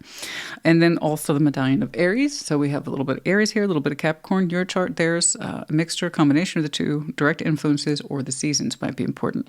And then we have the medallion of the chakra being in alignment. Very good. All right. This was interesting. This was really interesting. Gemini, honey, this was really interesting. Congratulations to you both once more. I hope this helped. Put it in the comments. Take care. Be well. Libra, welcome to your Sunday check-in. What's going on, please? Show me Libra and their person. Show me Libra and their person. What is going on? Let's give him something to talk about. That's Bonnie Raitt. How about love? Let's give him something to talk about. How about love? Yeah. Don't know where that came from. That just popped into my head, but that's cool. That's a classic, I think. What's going on? Like always, we're going to start with your side of the board, just like explaining the intro, reverse the energies as you see fit. What's going on? Tower. The world. Devil. Okay. Like, it's a little dramatic. Libra's like, what'd you say? Okay, hold on. Wait, what is up? The Star, the Ten of Pentacles, the Eight of Pentacles. Honey, what in the actual is going on? Hold on. Five of Cups, the King of Cups, and the Four of Pentacles, I see. Okay. Justice, that's you. Okay, to your credit, you are trying to understand these things. Good. Honey, you've got four majors just in and of your own energetic right. We got some stuff to work through. All right? And the Libra I'm looking at, you're like, I know. So don't tell me it's dramatic. I'm working through it, and it's hard. Okay. And so you are. That's you. All right? And your overview. You, to this day, to this moment, at this moment of this reading, and then sometime prior to it, and then sometime in the future, because the overview is overarching. Okay? So it encompasses some of the past, and it's going to encompass some of the future. Right now, core energy is, I'm finding balance, bitch. Like, I'm doing my best. And so you are. And what is justice? Okay, so when we say balance, justice isn't like the Six of Pentacles, which is more of a 3D activity. It has the sense of technical balance, spiritual balance, legal balance. But the big one is spiritual, at least for you today. Spiritually, you're trying to find yourself, your center, your point of stasis or homeostasis. Okay, where is your center of gravity? Where are your scales? Where are you trying to land? And I can see why you've been upset these days. The Tower, the world, devil. Something blew up. Okay, what that is, you would know best. The Libra I'm looking at, you would literally already know. Something blew up. It could have been an internal tower. In other words, a deep upheaval of an understanding inside you that was quite shocking. And we want it to be liberating, but for you, it was quite difficult. So it could have been external too, something that happened outside of yourself. Either way, it's meant to inform us of something. And the world, something blew up. It might have been unexpected. You might have triggered it. I don't know. I feel like you were on the receiving end of this tower. I do. But it doesn't really matter. The same is the same. It's cycled. It represents some sort of powerful marker on your timeline that says this is over. Whether you like it or not, it's closed out. And then devil, it puts you into a weird place, a bad place, a hard place, a difficult place. Okay? This tower was meant to be insightful. It was meant to give you something to work with that says you needed this. And that doesn't mean it was easy. That doesn't mean it was fun. That doesn't mean it was happy playtime. It means this is what you needed at this moment in your life. But that doesn't mean you're going to like it. Right? The truth will set you free, but it's going to piss you off. And that's kind of where you are. At least where you were. And it suggested non-negotiable. The world is over this. Okay? It closed something out in your life radically. And then it upsets you. The devil. It's been hurting you, upsetting you, and provoking in you a lot of negativity sense. It's bringing out some of your worst qualities of this can't be true, that can't be true, ego this, ego that. And that's a lot of activity. Okay? But to your credit, on your opening, you're trying to figure it out. So that means you're not trying to completely shut it off. It's just you're in that space now where you're experiencing what I would call emotional chaos. There's a little bit of everything going on right now, and most of it feels bad, right? Like really fucking bad. Over here, Star, Ten of Pentacles, the Eight of Pentacles. I got someone here. I don't know where they are to you. Bare minimum, you two have a common environment. Bare minimum. There's no way you two don't know each other. This is not some rando. This is not some random person. You two literally share or contribute to the same community pool in some way. In some way, your roots overlap. In some way, you share resources or connection. Work, possibly. Absolutely. The Eight of Pentacles is here, the Star. All I know about this person is that they are driving and deepening their vision of security, prosperity. Particularly, their star seems to be rising. This is, in other words, this is what's important to them. And they're living it. So I see a lot of people wish upon a star. Most people don't achieve it because of how big it is. Once you start trying for it and you understand the reality of it, people get turned off. Okay? Kind of like New Year's resolutions. There's an actual day in January called Quitting Day. That's where most people fall off their resolutions. They have a big star, and then they fall away from it when they realize the work it takes. That would be like Quitting Day. This person didn't have a quit day. They kept going and going and going. And so they're building into it. They're methodical, highly connected, resourceful, maybe even successful. But this was their vision, and they're rising towards it a little more every day. But I insist, you cannot show me this in approximation to someone and you two don't have common roots. You have common roots. There's no way you don't know who this is. Or you, bare minimum, you worked with them at some point. Okay, bare minimum. What that has to do with you and your big insight, you would know best. Okay? Five of Cups, King of Cups, the Four of Pentacles. It hurts. It hurts. There's a lot of hurt here. A lot of pain. A lot of pain. You've both experienced it at some point. I know you did. They did. You did. Five of Cups, emotional loss, regret. King of Cups, someone had a very full heart and it hurt. It got hurt quite bad. And Four of Pentacles, someone to this day holds on to the feelings of hurt. Okay. Working through it, yes. Trying to get the heart back in order, yes. But someone here took a serious blow to the heart or punch to the heart. You both share that pain in some way. You both contributed to the pain in some way. And you both, kind of to this day, Four of Pentacles, hold on to it and try to work through it simultaneously. Okay. In some way, this connection hurt your heart.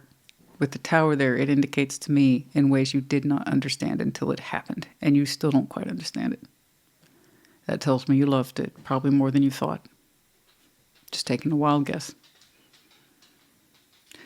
When people show me that much shock and denial, and this happened, adverse reactions, and now they're really fucking pissed about it, that tells me how much more emotionally invested in it than they understood they were. Okay? And it was confrontational. At some point, it got confrontational, the height of confrontation. And this person, I believe they took a blow to the heart. Yes. You may not see it that way because it's like, this is what happened to me. But then I also think about, well, what happened to them then? Because someone here is showing me it was like you punched me in the heart. So we both played into this. While I know their energy looks amazing, there's no such thing as a perfect person. That just means they're doing well now. And good for them. Okay? Good for them and their goals. But at some point, you two used to share common goals. It's just love at some point walked into the scene. It entered the scene. And it became undeniable for one person, a truth, the other person. This affected me deeply. And I didn't know it until much later. Something like that. So it's not a judgment on my part. I'm not casting anything. I'll read what's here, not what isn't. Continue to find your way in your balance. And you will find, that doesn't mean ignore it. Right? That means work through it. Find your balance. Find your place in the scales. How did you contribute to this? How did you take away from it? And where are you? Okay? That's where you find your scales. That's where you find your balance, I should say. Spiritual balance is what you're seeking at this time. Because you were deeply affected by this. I see that. Okay? And the only reason I think I'm seeing success for them is because they had more of an advantage to work through their feelings first. You know, that's it. You're learning about your feelings much later in the hard way. They already had insight on their feelings. That's probably the reason why. All right? So So it's not a game here. It's not a competition. I want you to be invested in yourself. Let's make that clear. You know, I want you to be invested enough in yourself to find your way, to find what balances you out, what evens you out, what's right for you, what's correct for you. And that means doing the work. And that's where you are. Okay? So that way you can feel better about you. Okay? You cannot be hurt or disappointed by that which you did not feel. And I think for some of the Libras, yeah, I'm going to call it. You learned the hard way what you felt after the fact. Okay. And this happens. You're not the first person I'm going to see that for. You're not going to be the last either. All right? It's not a challenge. Don't take it as one. I want what's best for you, not what's worst for you. And I caught you on a timeline where that shit just blew you away. 4 Cups, unhappiness. Oh, you didn't. Oh, honey, see, this is what I'm talking about. 4 Cups, the Moon, the Hermit. That's exactly what I'm talking about. That's exactly it. Case in point.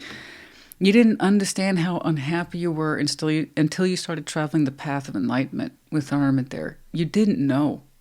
You really didn't know. I know you two had common overlap, common cause, possibly work, community endeavors. You had a lot of shared interest there. A lot. Somewhere along the line, you were emotionally affected. Again, nothing can piss you off this much unless you were emotionally invested in somebody. But if you weren't aware of it, if you kept shoving it away, and I don't want to think about it, I don't want to feel about it, that's moon shit. No, that's not true. Deniability, deniability, deniability. The only reason they showed me recovery is because they had more time to address it, which means somebody here owned their feeling first. That's it. Yours had to catch up to you, and they caught up to you the hard way. That's all. You are working through it, as said. That doesn't mean you're a bad guy. That doesn't mean they're a bad guy. It's 2 people that both got affected in this. They got affected one way, you got affected another way. Okay? All right. Justice, there you are again, daughter. Okay? Judgment and 5 of Pentacles. There you are. You're learning your lessons right now as we speak. Abandonment issues. You know, had a feeling that this was always going to happen, or we always inherently feared this was going to happen, so we never allowed ourselves to get emotionally attached to it. That's what it is, isn't it? For some of you, that's what it is. Deep down, we always feared that this was going to be the result, so we never allowed ourselves to get emotionally attached to it. Oh, the very thing we're afraid of happening the most is often exactly what happens. We have a lesson here about that 5 of Pentacles. You know? It's kind of like if I don't address the feelings, or if I insist I don't have any, I can't be hurt by it. I can't be hurt by the inevitable. No. Our feelings are going to happen, regardless of our acknowledgement. I know feelings are a bitch like that. But so too are our thoughts. They can do the same thing. It just depends on how aware we are of ourselves, what we're doing, and why we're doing it. Being honest about it.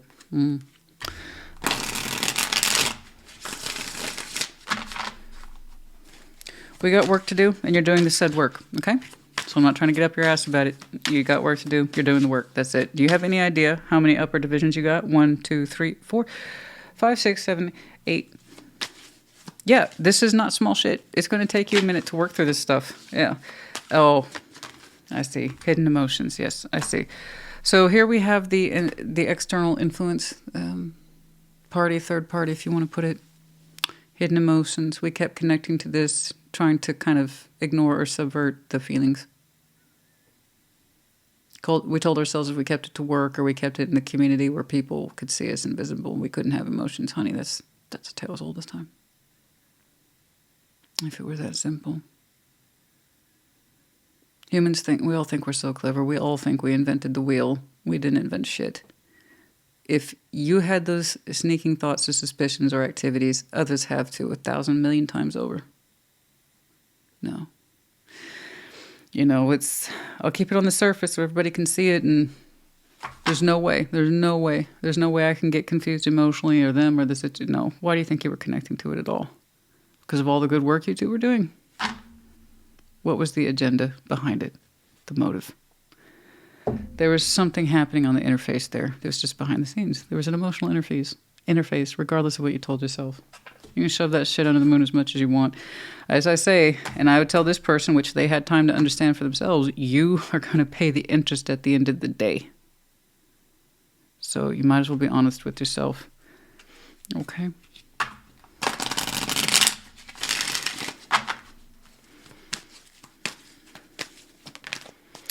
Within 18 months for some of you. This happened 18 months ago, the big reveal, the big ta-da. Yeah, well, don't be upset then by your progress or what you might perceive as lack of progress. This was not a small little blip on your radar.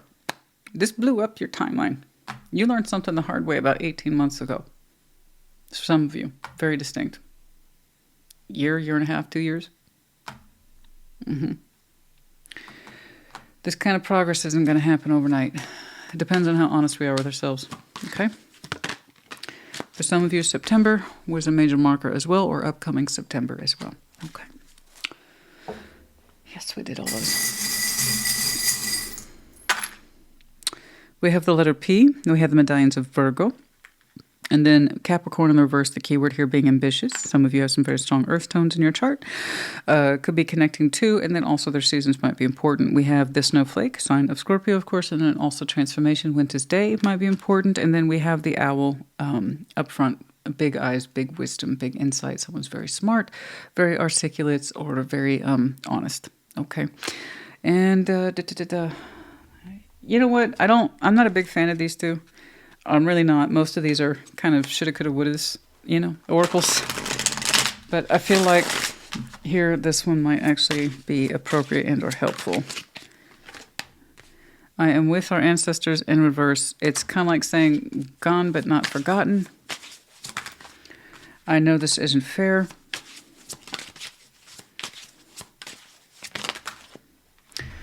Do you feel my touch? I'm becoming a better person. I want to feel that way again. I bury myself in work to forget you. I'm helping you now. Interesting. Okay. Libra, honey, I do hope this helped you. Put in the comments. Take care. Be well. Taurus, welcome to your Sunday check-in. What's going on, please, for Taurus and their person? Show me Taurus and their person. What's going on? Show me Taurus and their person. Just heard some overhead planes there. It's like, oh, it's a bit dramatic. What's going on? Like always, we're going to start with your side of the board, yeah? As I explain that intro, reverse the energies as you see fit. 5 of Wands, the 9 of Pentacles, and the 3 of Swords. 7 of Pentacles, the King of Swords, and the Star.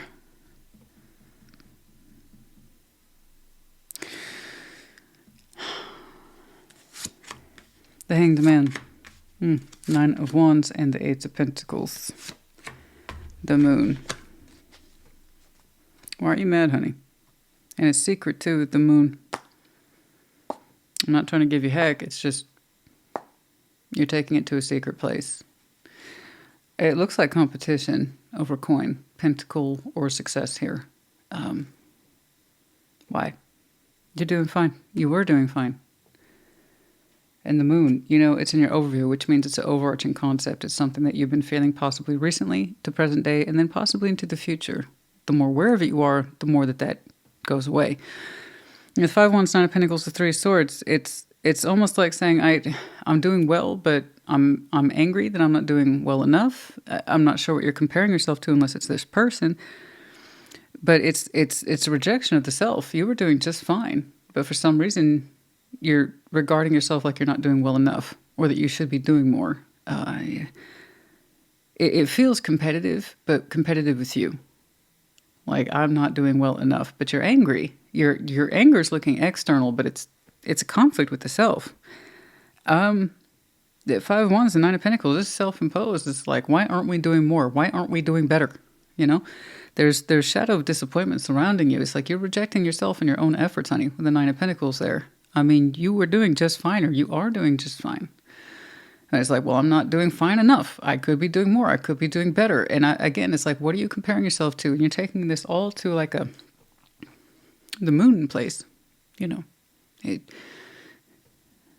There's this sense of I'm not doing well enough, or I'm not good enough, or I'm not getting the recognition I deserve. Someone attached to you. Seven of Pentacles, King of Swords, the Star. It's kind of methodical. That energy is very methodical. It says, I have a plan and I stick to it no matter how long it takes.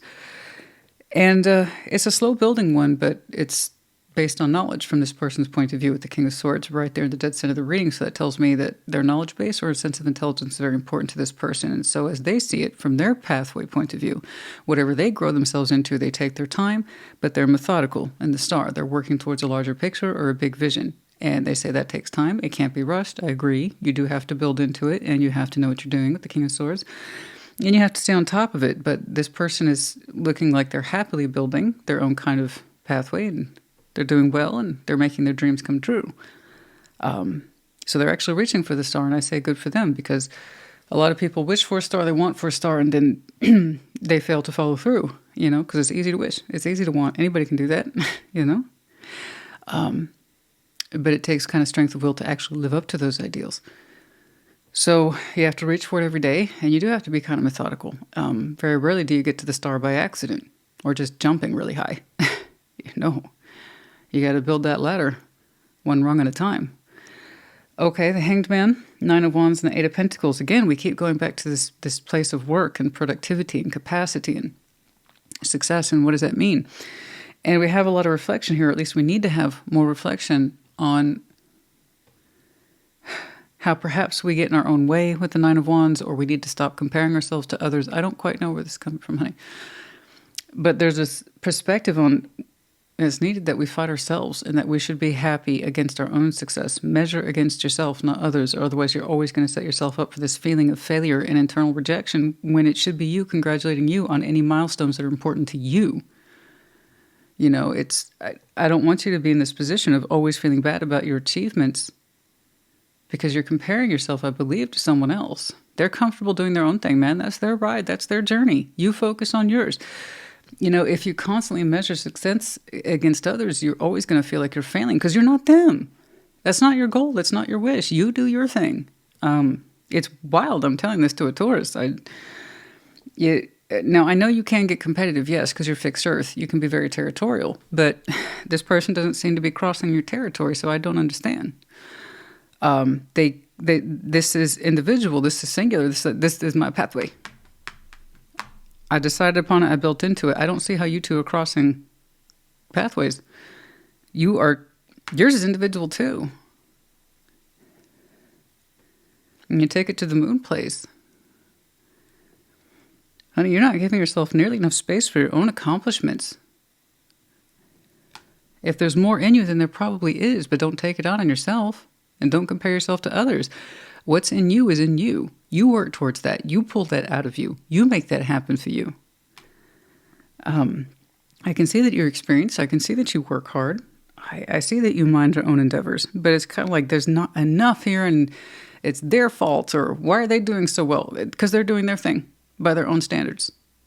You do your thing by your own standards, and don't forget to congratulate yourself along the way. Be happy with your achievements, for you have many, but you lose sight of them when you look at someone else. And why are you looking at them?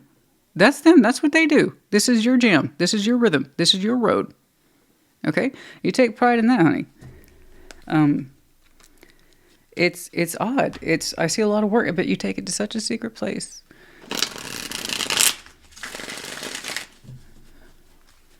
Let's get some advice, please, for Taurus. There it is again, the Nine of Wands. More singular energy, too. Strength in reverse. And Judgment. We have a lesson here about turning that pride upside down. Selling ourselves short. Not believing in ourselves enough. Okay. There's this idea, if I had done this sooner or later, or I had learned my lesson sooner or later, if I had just been stronger, if I had been more far-reaching, if I had been more aggressive, and it's, and then conflict and interest and self-interest gets in the way, particularly confidence and or pride, and that's all getting mixed up in lessons we should have learned by now. Okay. Some of you just don't know how to ask for help, and then you get resentful. You get resentful of other people because maybe they're doing what you want to do, or they're doing their own version of it, their own thing of it. Ace of Wands, Three of Swords. There it is again, King of Pentacles. Some of you guys, I'm not trying to call you out, honey. I'm just saying some of your fire is auspiciously placed and it's against your favor. You break your own heart, honey. You have beautiful energy here, particularly where it concerns your natural element with the King of Pentacles. Your own sense of prosperity and what it is you can build and why. Your own sense of comfort zone, your own sense of stability. You have good energy for yourself there. But then you break your own heart by dismissing it, downgrading it, or devaluing yourself. Again, I keep seeing you as an individual, and you like occasionally have influence here of someone who's doing their own thing. I don't know if they're successful, but in their eyes, they are. You know why? Not because of the money they make, but because they're achieving what they want to do. That's a different level of success. Okay?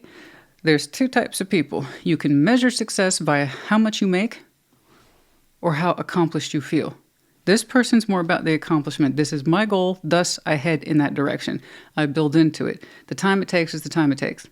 Okay, and the income attached to them is the income attached to them. You see success as a matter of how much I have built. Okay, what I have to show for it. The money, the security. And that's fine, that's not a knock. But you see someone who may not have as much as you, or perhaps they do, but they're content. You have as much speaking for you as they do, but you're not content with it. You see what I'm saying? So I'm saying you're breaking your own heart here. You have perfectly good energy. Use it for you, not against you. Somehow, pride gets in the way. You don't know how to ask for help correctly, and that pisses you off too, but you also feel like you shouldn't have to ask for help. Am I right? Like, honey, I don't know if you have a big goal attached to you. I can see that you've done well for yourself over the years. 8 and 9, that's not a coincidence. And you're still a King of Pentacles at the end of the day. I want you to feel good about the energy. Stop making it work against you. I want you to take pride in the accomplishments you have managed to achieve. You know? Don't be one of those people that you're never satisfied and you think tomorrow's the day or the future or a year from now or 2 years from now, because then you will always be unhappy. Understand that you are meeting your own goals as determined by you, not someone else's perception of you or how well someone else is doing. Good for them. But honey, you chew your own gum, okay? You don't want someone else's gum to chew. Chew your own gum. You're never going to be, it's always going to be weird and because you didn't choose it. It's not yours, so don't try to take something. Don't. Just don't. I mean, it's like, ugh, no. I want you to take pride in your own achievements and learn when to ask for help, okay? Don't be a lone Taurus or it doesn't work, honey. It just doesn't work. You know, one of your pro systems, it's one of your superpowers, is knowing when and where and how to be resourceful, okay? Not just what you can acquire and acquire and acquire, because then that Taurus isn't growing or expanding, is to know how to accumulate your resources and then make effect of them. And that means knowing when to reach out, ask for help. Okay, I have this goal, I have this dream, I have this vision. How do we make it happen? Would you be interested? Whatever. I don't know. But that's what I want for you. I hate that it's under the moon for you. It's almost like it makes you feel bad. It's like your own dirty little secret that, you know, I don't know what the complaint is. You've done well for yourself. But you don't give yourself much credit either. And understand your self-worth a little better, please. Some of you have very self-isolating thoughts on this. Okay. I don't know. Maybe it's because of my background in academics, but I've definitely met many a person who has accumulated several degrees and they'll still insist they don't know a damn thing, or that they're dumb, or that they're still incompetent. You know, there is a sense of possibly imposter syndrome that I'm seeing here, is that you've accumulated a great deal of experience and you've achieved a great deal of work, but you're like, that was another Taurus, that wasn't me. It's still not right. It's still not good enough. Examine that. Examine that. Because you're not doing yourself any favors comparing yourself to whomever this is. That's their journey, man. That's their thing. That's what they're doing. And I don't know how. It doesn't seem to intersect you at all. All right, so yeah, I know. Contracts, careers, commitments. For some of you, P.S., by the way, Taurus is your Saturn placement. But there's a sense of, I never choose the right contracts, or I'm not making the most of my career. You've actually done a fine job of it, but you don't give yourself diddly squat for credit. Okay, what else, please? Self-sabotage. That's what I'm talking about. I couldn't make this shit up if I tried. Some of you self-sabotage your own work endeavors. Guys, come on now. Come on now. Know what your worth is. Know what your value is, or you're always going to sell yourself short, which means your work effort is always going to be sold short, because if you don't appreciate it, why the hell would anyone else? Think about it. I feel like I'm doing Taurus 101. Why do I feel like I'm covering Taurus basics today? Who am I talking to? Are you new? Like what? Hi. If you're new, Taurus, hi. Yeah, my name's Christina. I tend to be a little more direct. No, you're so much better than this, honey. Stop. Good for them. But the same is true for you. Good for you, too. When was the last time you stopped and congratulated yourself on your own effort? Because you're too busy kicking your own ass and undermining your own effort.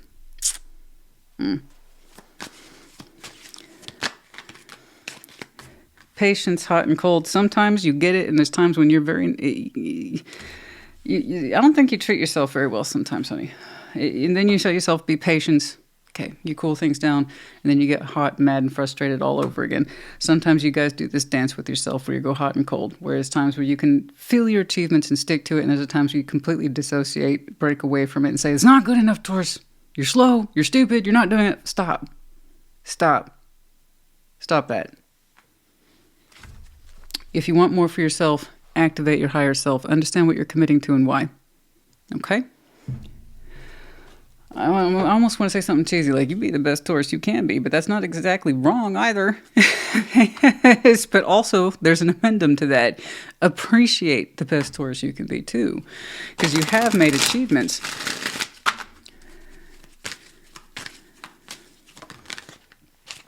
On a snowy day for some of you. I don't have too much more to work with on a Thursday. So on a snowy day on a Thursday, perhaps there's more insight for you. There's something more to work with. And for some of you, simply, this is the indication of the next full moon and or Pisces season, which is right around the corner. As of today, we're in Aquarius season. So in roughly 3 to 4 weeks, there might be a day that's influential, and you can kind of see a little bit better about what I'm talking about. Okay, so no. Yeah, sorry for all the Taurus cross watchers. This was not...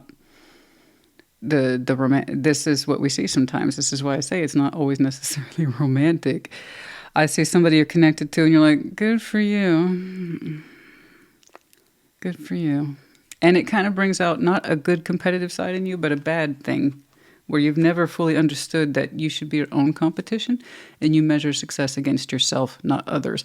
Otherwise, you will always hold someone to a standard instead of yourself. Okay? All right. Everything begins with the self. All right? This above all to thine own self be true. It's said in many different ways and many different expressions under many different languages. Okay, that's enough. Sorry, I go on and on. It's so unnecessary, honey. So unnecessary. All right, we have the letters T, O, N, R, B, and then we have the medallion of Sagittarius. Some of you have very distinct Sagittarius in your chart. The season might be of influence to you, or you could be connected to a Sag in some way. And maybe that's who it is. It's a Sagittarius, and they're doing so. Okay, I don't know. Maybe that's your bestie. Maybe your frenemy / person, and you always measure against them. I don't know. But there you... I don't know. But guys, no, honestly, I want the best for everybody. I don't want to see stuff like this, but it is real. I'm not going to act like it isn't. It's clearly on your mind and in your energy in present day. That's why I'm supposed to see it. So I read what's here, not what isn't. And this is either yours or it's not. And if it's not, check your other placements. Just please know, while I saw a lot of self-imposed individuation here today, where you take out a lot on yourself, demand more, but then you fail to appreciate your own efforts, please know that this is a vicious cycle. I want you to see that. The 9 of Wands here is repetitions. It's fun having a lisp. Repetitious behavior patterns that we need more insight on in regards to your work endeavors. Okay? All right. At the end of the day, Taurus, honey, I do hope that this helps you. Put it in the comments as you see fit. Take care. Be well. Virgo, welcome to your Sunday check-in. Show me Virgo and their person. Show me Virgo and their person. What's going on? Show me Virgo. Like always, we're going to start with your side of the board, yeah? But Goodness me, after a while it starts to all rattle together, doesn't it? I actually broke stride. It does happen. But as I say in the intro, reverse the energies as you see fit. Regardless of your side or their side, honey. I still have people ask me about that. Is the right side my side? You clearly skipped the part where I was talking at the very beginning before I put your cards down. Mm-hmm. Anyway, if you know, you know. If you know, you know. What's going on? Temperance, the Fool. Oh, isn't that gorgeous? Lovely. Bye. Go. Nah, you've been dismissed from class. You don't need to be here. I know. Oh, yeah, okay. Well, still, there's more love in there than hurt, so that's nice. Ace of Cups, Six of Cups, and the Three of Swords. Let's see what's up. Queen of Wands, the Seven of Pentacles, and the Ace of Cups. Okay. The Five of Wands. There's some fight in there that you're trying to soothe. Fight, anger, aggression. You don't like it. No, you don't. I know that. Five of Wands isn't really your thing, guys. I'm not saying you don't know how to put up a fight. I'm just saying it's not comfortable energy for you guys. We don't like it. We don't like internal conflict. We don't like external conflict. Okay, that doesn't mean that you're perfect. And sometimes, Virgo, in your superpower, that is the opposite, or your kryptonite. Sometimes it's easier for you to drift away than to get confrontational. But a developed Virgo, okay, or someone who has leaned into their hermit tendencies, knows that we need to do some healing. And that's what you showed me straight away. My obligation is to stay here, okay, and to understand the feeling. That way I can work through it and move past it. Very good. Temperance, beautiful. Patience, compassion, the willingness to understand those difficult feelings. That's how we deal with things. I completely agree. So temperance here is an internal healing system that suggests I can take the good feelings and the difficult feelings and combine them and understand myself better. Now, this is a process. Temperance equals time. That does not mean we allow time to pass and to do the job for us. No, we have to be an active participant. We have to be aware that we are trying to merge difficult feelings. That way we understand ourselves better, like I said. And for the Virgo I'm looking at, this is how you're giving yourself peace over a difficult, argumentative subject. The Fool, Nine of Cups. Eventually, at some point, you become comfortable enough that you actually come out of your healing zone. And you open up and you take a risk in some way that is comfortable to you, but also a form of wish fulfillment with the Nine of Cups. When you're ready to exit temperance, and it's looking to me like soon, you're probably the first person to punctuate your timeline with an activity after quietness or calmness and give me some direction after what is largely a silent activity. When you're ready, you'll be the Fool in some way, but it's a healthy Fool. That's not foolish. Foolish, negative. The Fool, positive. So the Fool here is like, okay, I'm good. I feel good with myself. I feel square. Let's open up. Let's do something. And you want to do something that is under the Nine of Cups guidance. This feels good to me. This is a form of wish fulfillment to me. I don't quite know what that is, but you will in time. Over here, Ace of Cups, Six of Cups, Three of Swords. Someone here loves you. They still love you. Okay. Despite whatever pain is in here, Three of Swords, because the translation here being, and because I'm a water sign, I understand this.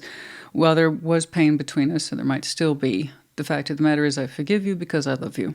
It's a rough translation, but the idea is that I honor our connection, if nothing else.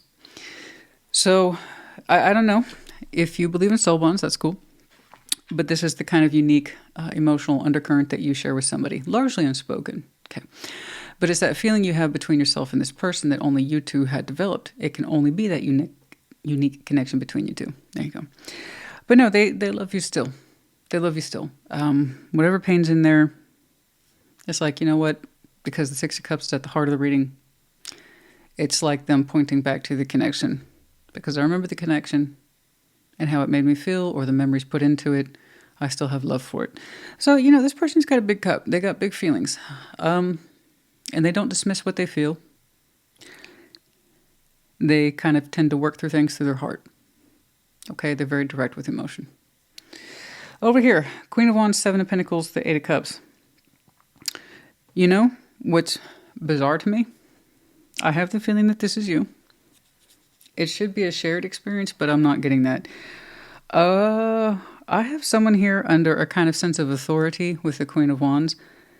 That's something to do, Seven of Pentacles, in your pathway is stagnant. You will be leaving it. I don't know what the hell that means. I don't pretend to.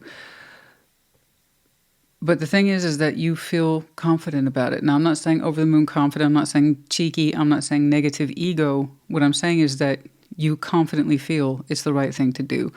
I see you walking away from something that is in your life that is showing up 3D physical. I don't know how this person fits into it. They may not.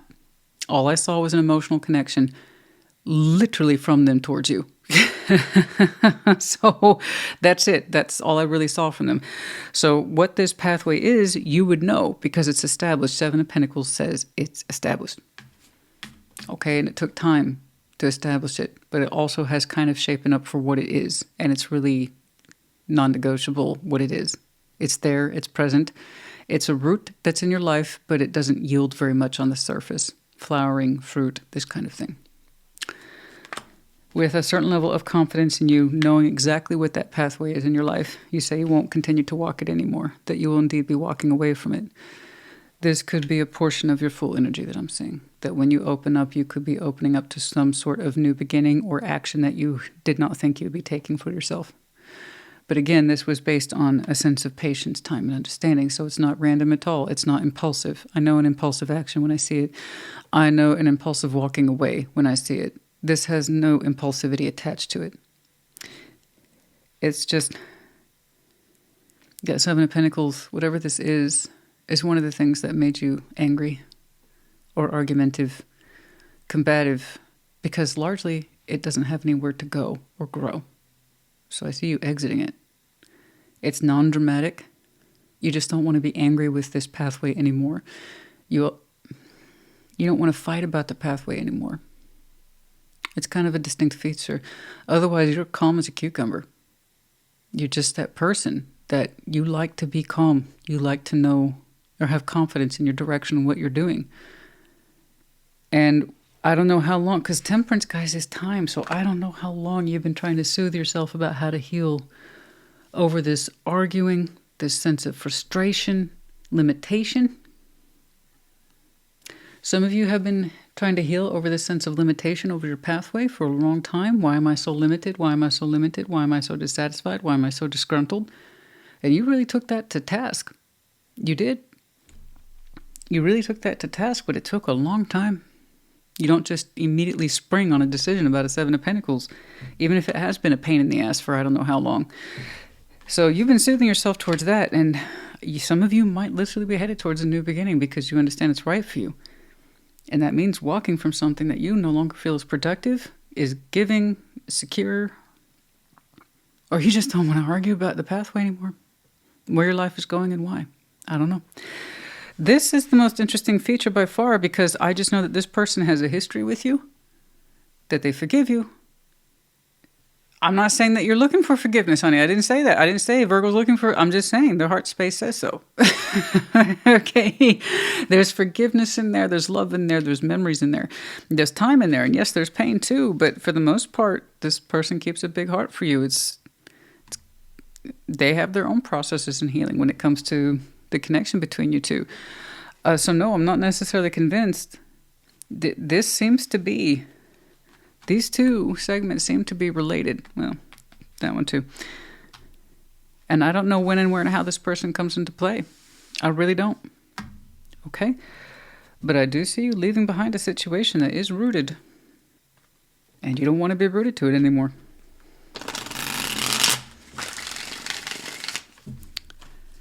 Perhaps it's the making of you. Who knows? Let's get some advice, please.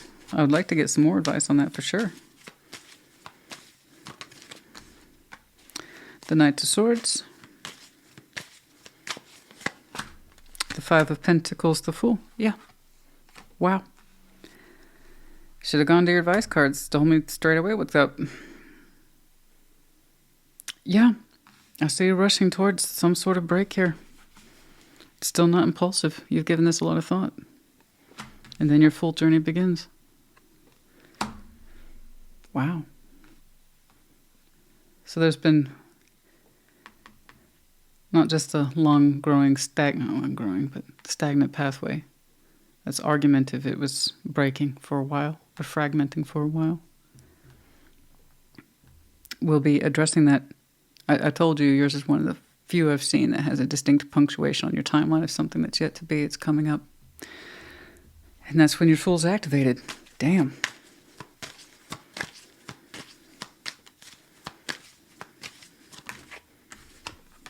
Ace of Wands. The Queen of Wands. The Nine of Wands. One of the things that has been frustrating you is that you've been vying, dying, yearning for a new beginning for a long time. Some of you have some very sharp fire in your profile. You came back with the Queen of Wands consistently twice. Some of that frustration and resentment that you've been feeling largely feels like you've been blocked from something that's more meaningful to you. Something that has a stronger drive attached to it. Something that does not represent as stagnant. Something that you can meet with full force of conviction. And it's inspiring, it's creative. Six of Pentacles, Page of Wands, and the Four of Cups. And then your energy shrinks. I see trying to balance. There it is again. There's that sense of practicality. Whatever it is that you're walking away from represents practicality that you've tried to balance and work with for years. And it just makes you continuously unhappy. And that's where a lot of your resentment's coming from. I could be using all this energy towards something that makes me happy, makes me feel like it gives me a chance or gives a damn. It allows me to move forward. It allows me to feel things. And I'm just becoming increasingly angry and resentful of this situation the longer I stay in it. And it's like when I try to force myself to play along, all I do is make myself miserable and unhappy. It's like balancing is not enough because there's no reward here. I agree. If you're going to have a Six of Pentacles, you should probably be doing better off than a Four of Cups. But what I really want to push on is this. Who the hell is that? I don't feel like this is what we're leaving behind. No. I knew it was a water sign, and I'm still convinced that it is. The Queen of Cups and the Seven of Cups. Someone who represents a softer space, heart space, vulnerable. They open towards you. No, they keep the heart open towards you. They still do, even if there's pain in there. That's water. I'm calling it. That's the second time I've said that's water. I don't remember who else with. Maybe it was a fire sign? Don't remember. But no. That person has a huge heart. A lot of emotional conviction, bare minimum. Even if they don't wear it on their sleeve, say. A lot of water signs don't because it's not comfortable. But no less in possession of the feeling. And you two share an emotional history that's quite rich in some way. This is you leaving something that's built into your life, 3D-wise. And the more you try to make it work, quote unquote, the more miserable you get. Okay. No, but that's an open heart, so it was then, it still is. Like I said, I called it. It forgives you and it loves you. That's it. I didn't know. I don't know where else to put it. That's all I got. But no, it's yeah. Distance, retreat, time out. Trying to understand this. Oh, I'm sure. Oh yeah. Reunion of the soul ties, transcendence, and unity. I think that speaks for itself. Patience. Patience is needed here because we're talking about contracts. Career stuff, possibly commitment. For some of you, Virgo is simply your Saturn placement. But yeah, no, I see that. The transcendence, the unity of the soul tie, that's here, roughly speaking. But yes, there's distance here. Creating the distance, patience is needed for this. Oh, it was a tricky act. Trying to extricate yourself from this, I'm sure.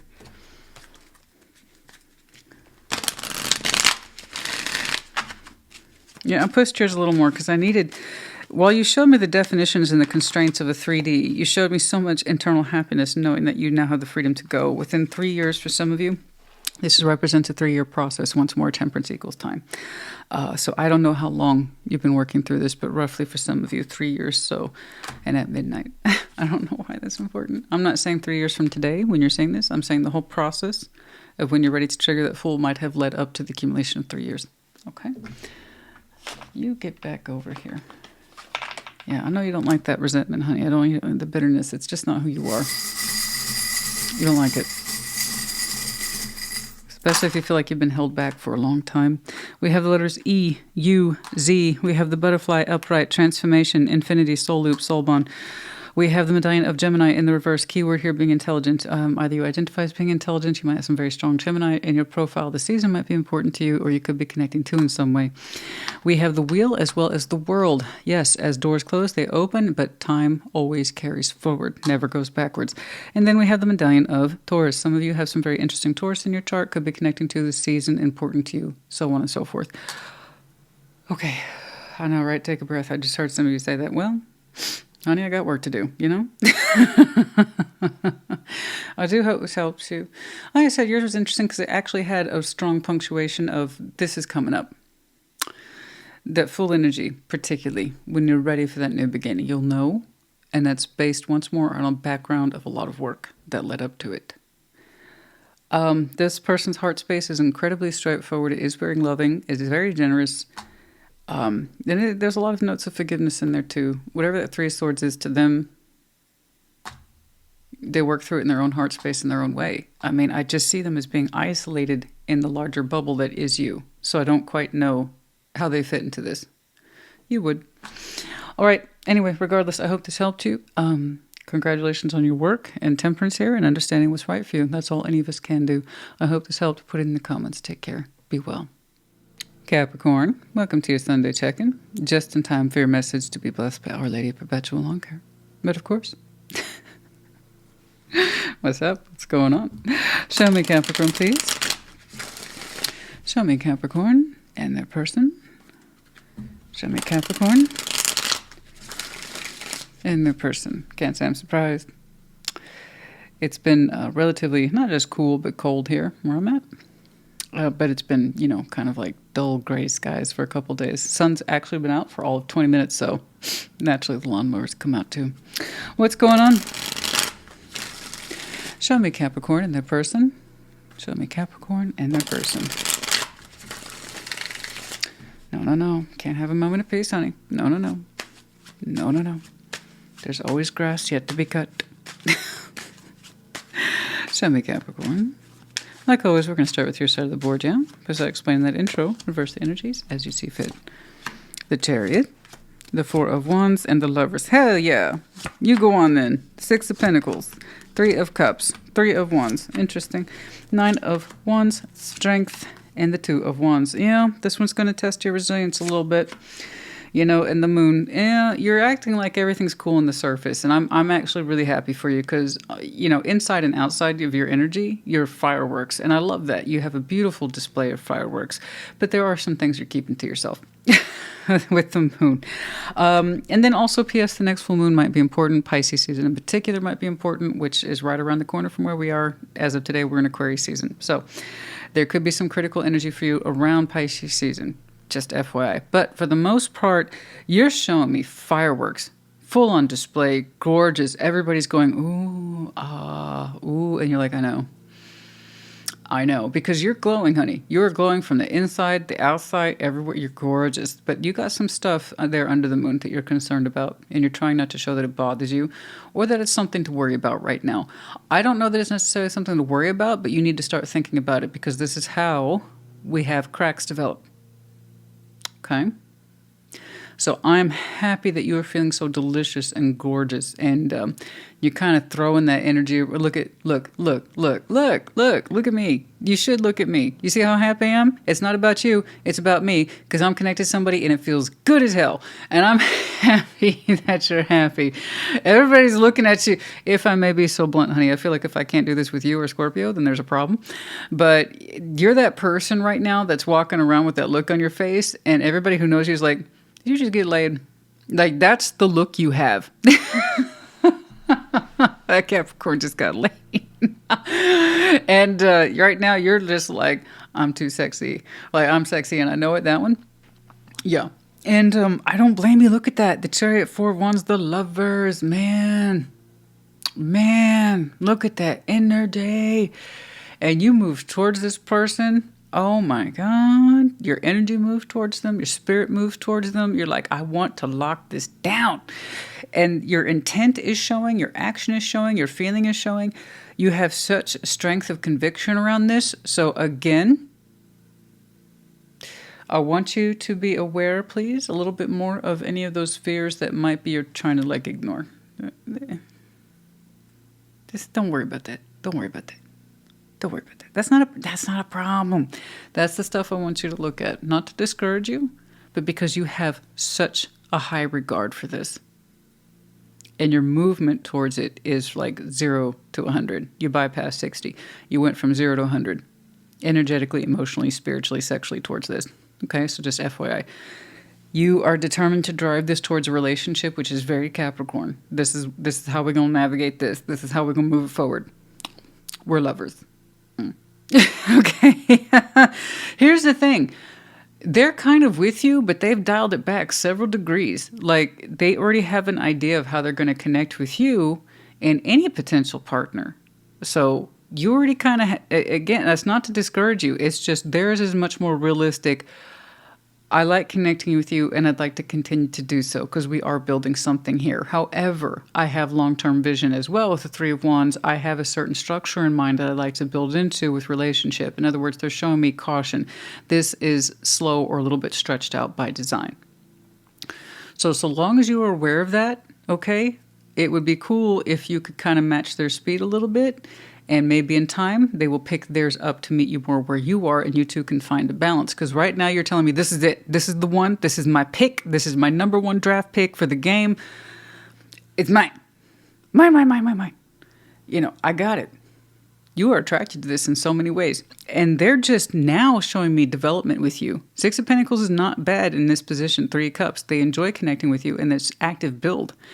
You know, active build, connecting, reconnecting. That, and what do I say about the Four of Wands? It's how two people build into it. So they're trying to build something with you, but they want to stretch it out a little bit more with the Three of Wands. Nine of Wands, Strength, the Two of Wands. There's the concern. There's the concern. Okay?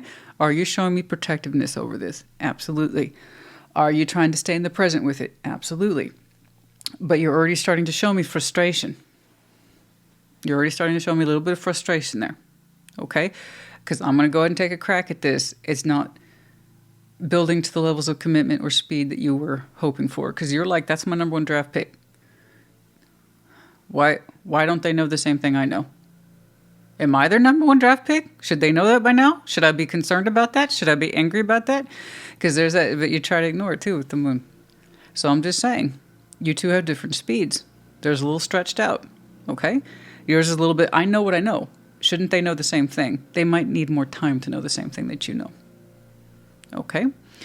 Or, turns out maybe they're not your number one draft pick, and it's something that you might need to think about. Someone here is moving at a very different speed than you, but they have similar concepts for appreciation. I'm building into this, and I would like to continue to build into this. So it's like you, just a lot more mellow. A lot more mellow. Okay? Whew. Yeah, because there's the frustration. I don't know how much longer this is going to take. I'm having to be strong and try to stay here in the present and stay focused. Yeah. Okay? So by all means, I want you to have standards, but I also want you to take a look at your expectations. There's a big difference between standards and expectations. Are your expectations towards this realistic? Because they're showing me something that's actually quite grounded and for them is manageable. But for you, you might want to kick it up into higher gear, and they're just not there yet. Okay? So, something to keep in mind. All right? I'm happy to see that something's got you so, like, radioactive. Oh, boy. Look at you. Right? You're like, this one's mine. I know it's mine. I know. But build into it. Okay? I want you to have hopes, but manageable expectations. All right? Keep those standards high and expectations low. All right? Punctuated by lawnmower. Okay, advice, please.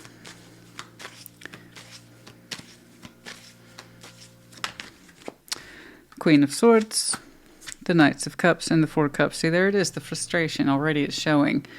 You want more romance. You want a stronger indication of their emotionality and where it is and where you can find it and how to tap into it. Just please know this person might be a lot slower in terms of emotional development. Okay? And like I said, or they just move at very different speeds, and it looks like it might be by design, or perhaps you too, shot in the dark, might be at a long distance and you're much more willing to progress this forward despite that. The Chariot suggests you have no problem then moving forward, but also traveling And they're like, there's a reasonable distance in place. Let's respect that. So I can already see the frustration there about the feelings. How come they're not expressing the same as I am? Okay. This either needs more time or this is not the connection you think it is. Okay. That's what I'm saying. We don't want to leave that stuff unaddressed. And if this is something in your mind and in your heart and in your spirit you still believe is worth pursuing, then we might want to dial back our intensities a little bit. Okay? That's it. It's meant to be good advice, guys. That's it. If you want to keep this, you need to meet it more where it is, perhaps. That's all. And then that space and then that sense of security and comfort, it can better accommodate you. All right? So I don't know. You get to figure it out for yourself. All right? Anything else here, please? Four of Pentacles, Judgment. We have lessons here about what it is to hold on to things. All right? Not to get attached too fast, too quickly. So we have some lessons in that. Be mindful of this. I know you're so convinced this is your number one draft pick. It may not be. Okay, so if it's not meeting your criteria, your standards for secure relationship structure, then it doesn't. Don't hold on to things, people, places, situations, etc. unnecessarily if it doesn't meet your criteria for goodness and healthy and security. You know? Anyway, we have lessons in this. All right, and be sure to clearly express your needs as well. Just because I said maybe you should move at a slower pace does not mean you negate your needs. Always communicate your needs, particularly if you're in a long-distance relationship, okay? And, you know, navigating, expressing your needs versus being needy and the whole thing. So I feel like I need to give you a coaching session, honey. I'm looking at a Capricorn.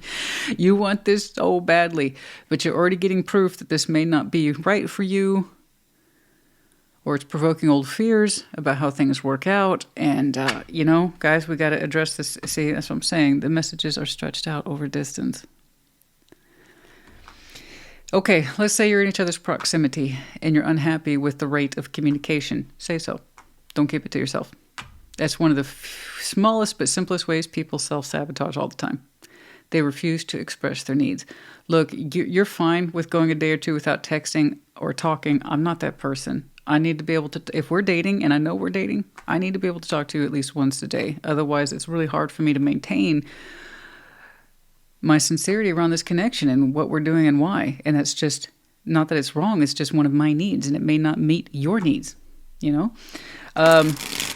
You see what I'm saying?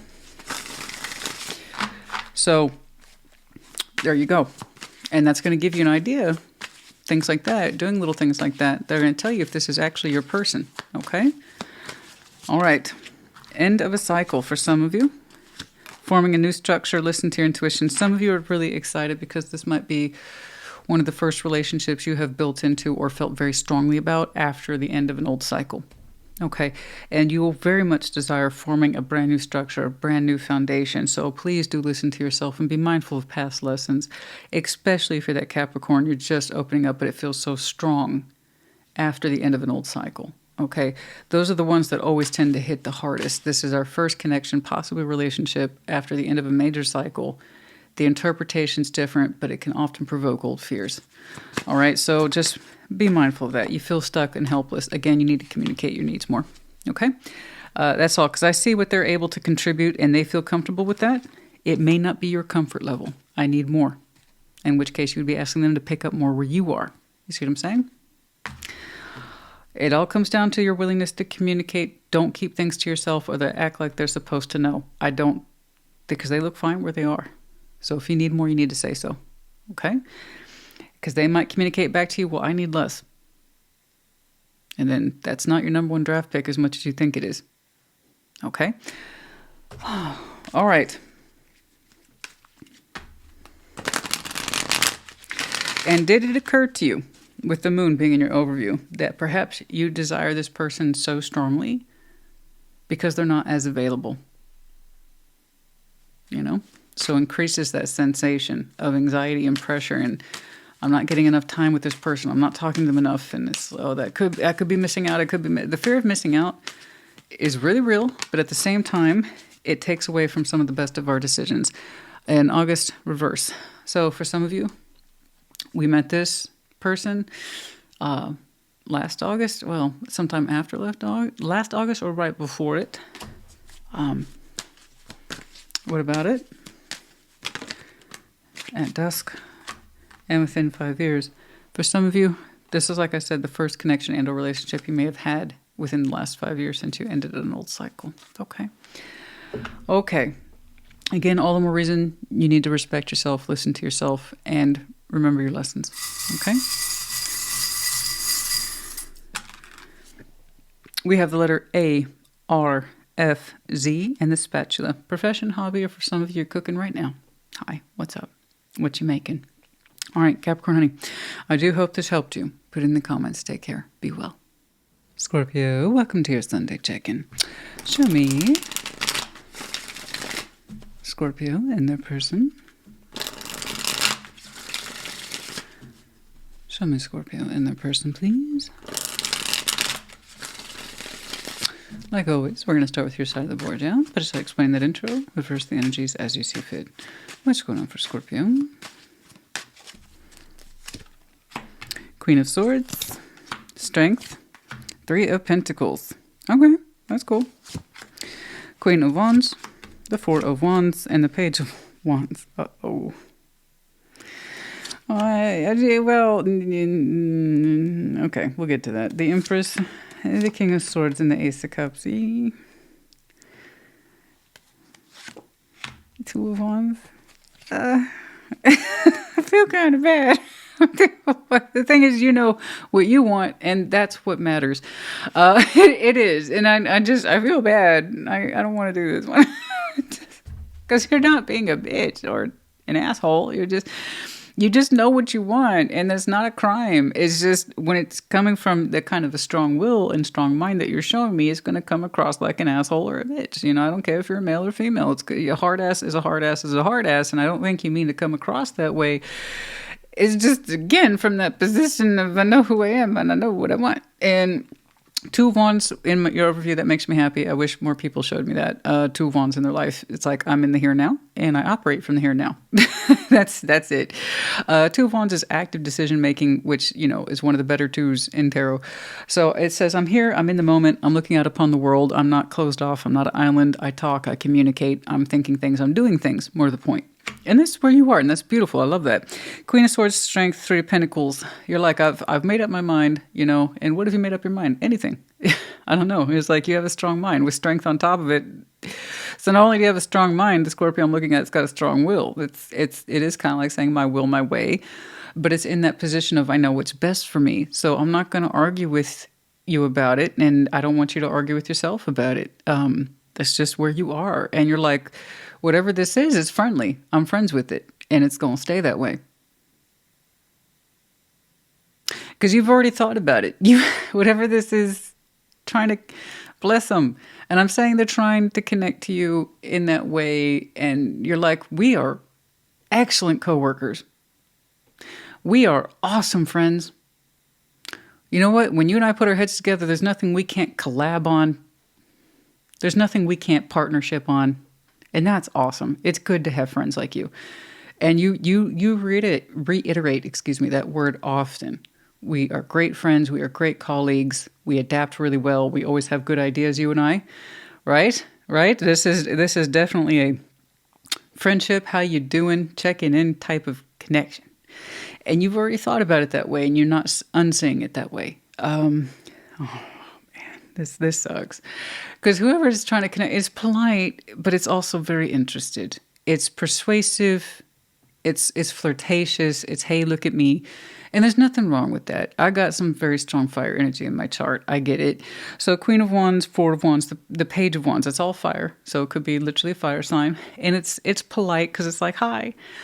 But it's a, hi, Scorpio.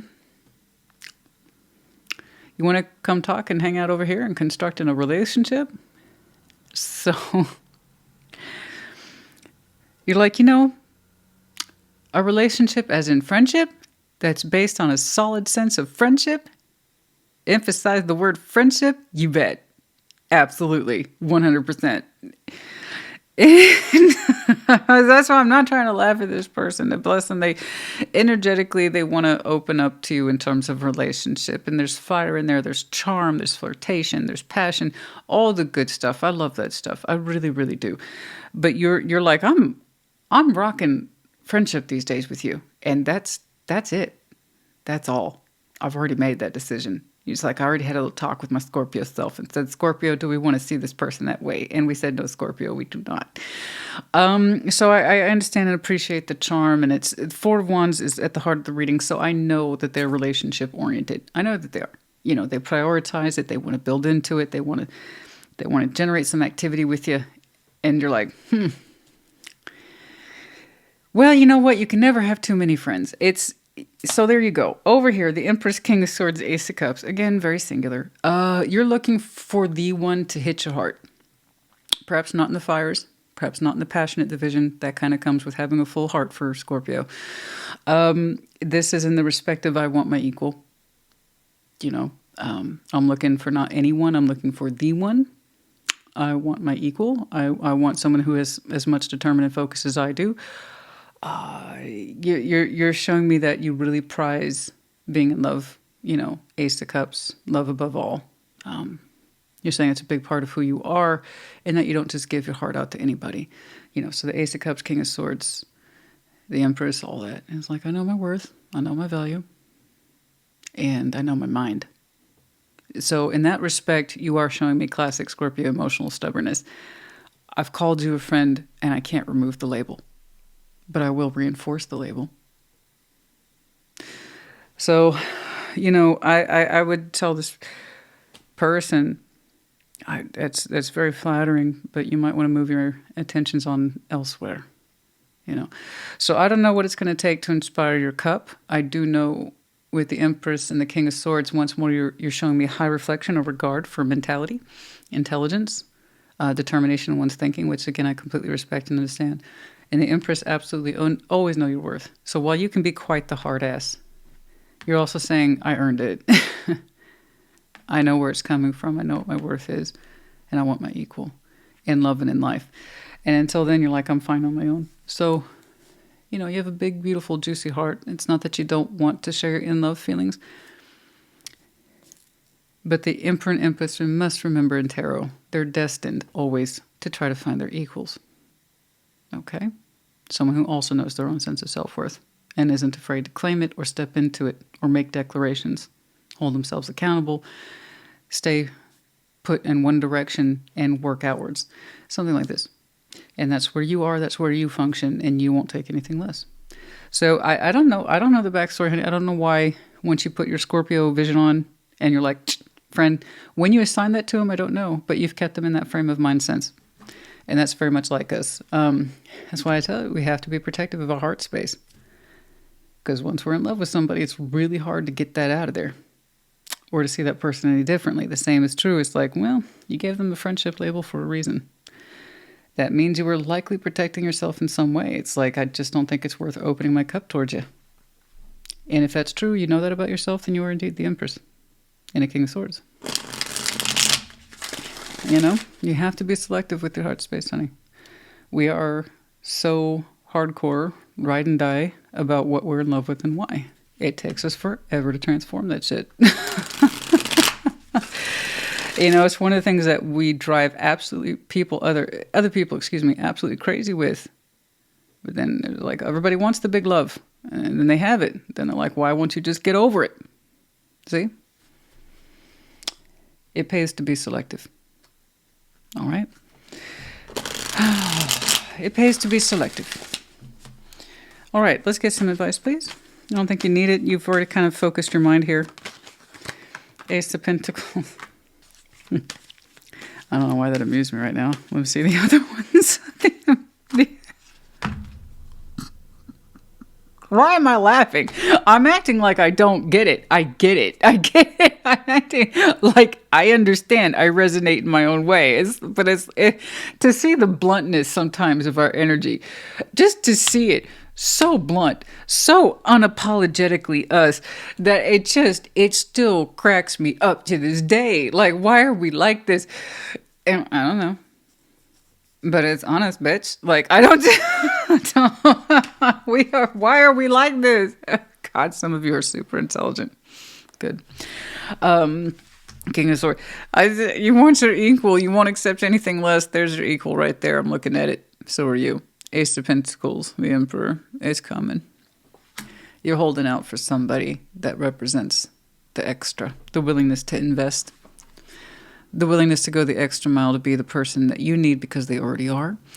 They are the Emperor. The Empress is seeking out the Emperor here, and that means the Emperor is seeking the Empress out. So there is an offer, a legitimate one attached to this one, just like the Ace of Cups is attached to you. It's a matter of time before these two mix their investments, their aces, if you will. You both have a lot to offer each other. It's just, that's what you're holding out for. Okay? And I don't blame you. I get it. I'd rather be on my own than compromising with somebody that's not worth compromising with. You know, all or nothing, right? All or nothing. Give me something to work with or go home. Go away. All right, Knight of Pentacles. I'm sorry. Queen of Swords and the Knight of Pentacles. They're on their way. It's just slow. It takes a minute. But you'll know who they are almost instantly. I don't care how slow it is. Could be Earth sign. We got some Aries in there. The point is that they're making their way towards you. It's just slow. That's okay. I have no context for it except your instinct to wait, to hold out for the right thing is on point. And who would I to argue with that? They'll be in your field of vision when they're ready to be in your field of vision, I suppose. When they got something to offer, baby. That big, fat, juicy coin. No, just kidding. It's fun. You're like, well, I got an Ace of Cups to offer. And they're like, that's cool. I got an Ace of Pentacles. You want to mix? All right. Okay. Ace of Swords. Regrets. Gemini, Libra, Aquarius. That's another ace. An expression of regrets here. What's that? What's that about?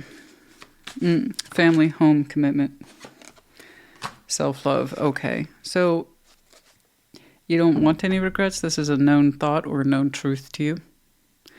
You don't want any regrets when it comes to a matter of long-term concepts, home, family, and commitment. You don't want any mistakes. I understand. You are saying it's a matter of self-love, self-worth. When it comes to home, family, commitments, and the future prospects, you don't want any mistakes. I understand. I'm family-oriented too. Ace of Swords, right? We don't want any regrets there. You're saying that's the truth. And it's a non-negotiable truth. About family, home, and commitment. And that's based on concepts of self-love, self-worth, and what your family's worth to you. Okay. I understand. Very good.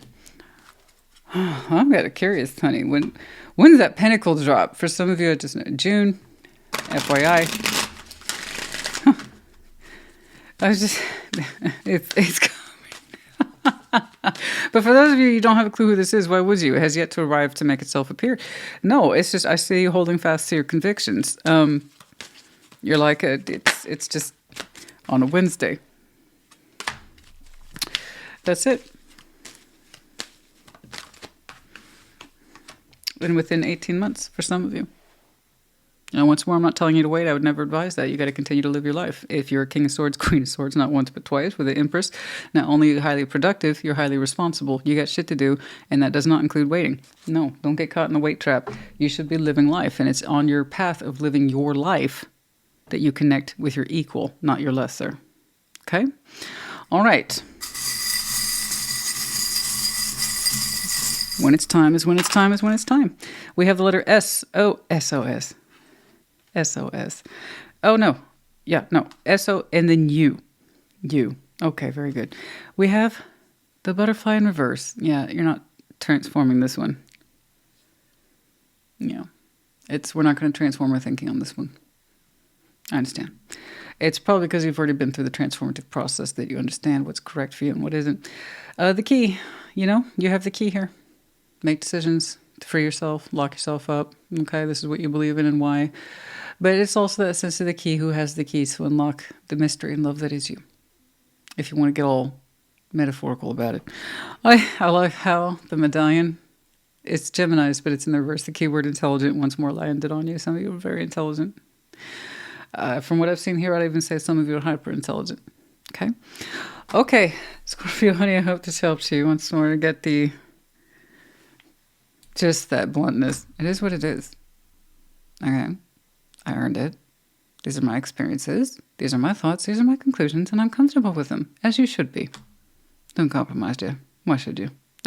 No, I'm kidding. For the right person, you should compromise, because that means they'll do the same, which means it's healthy. That drives the connection up. Unhealthy compromise when you just give yourself away, and you have nothing to show for it. Nothing to show for the sacrifice, and someone's likely being used. So, know what's worth compromising for. That means both people benefit from it, right? And in the meantime, don't compromise yourself. Hold true to your standards. There you go. All right, Scorpio, honey, hope this helped you. Put it in the comments. Take care. Be well. Pisces, welcome to your Sunday check-in. Show me Pisces in their person. Show me Pisces in their person. What's going on?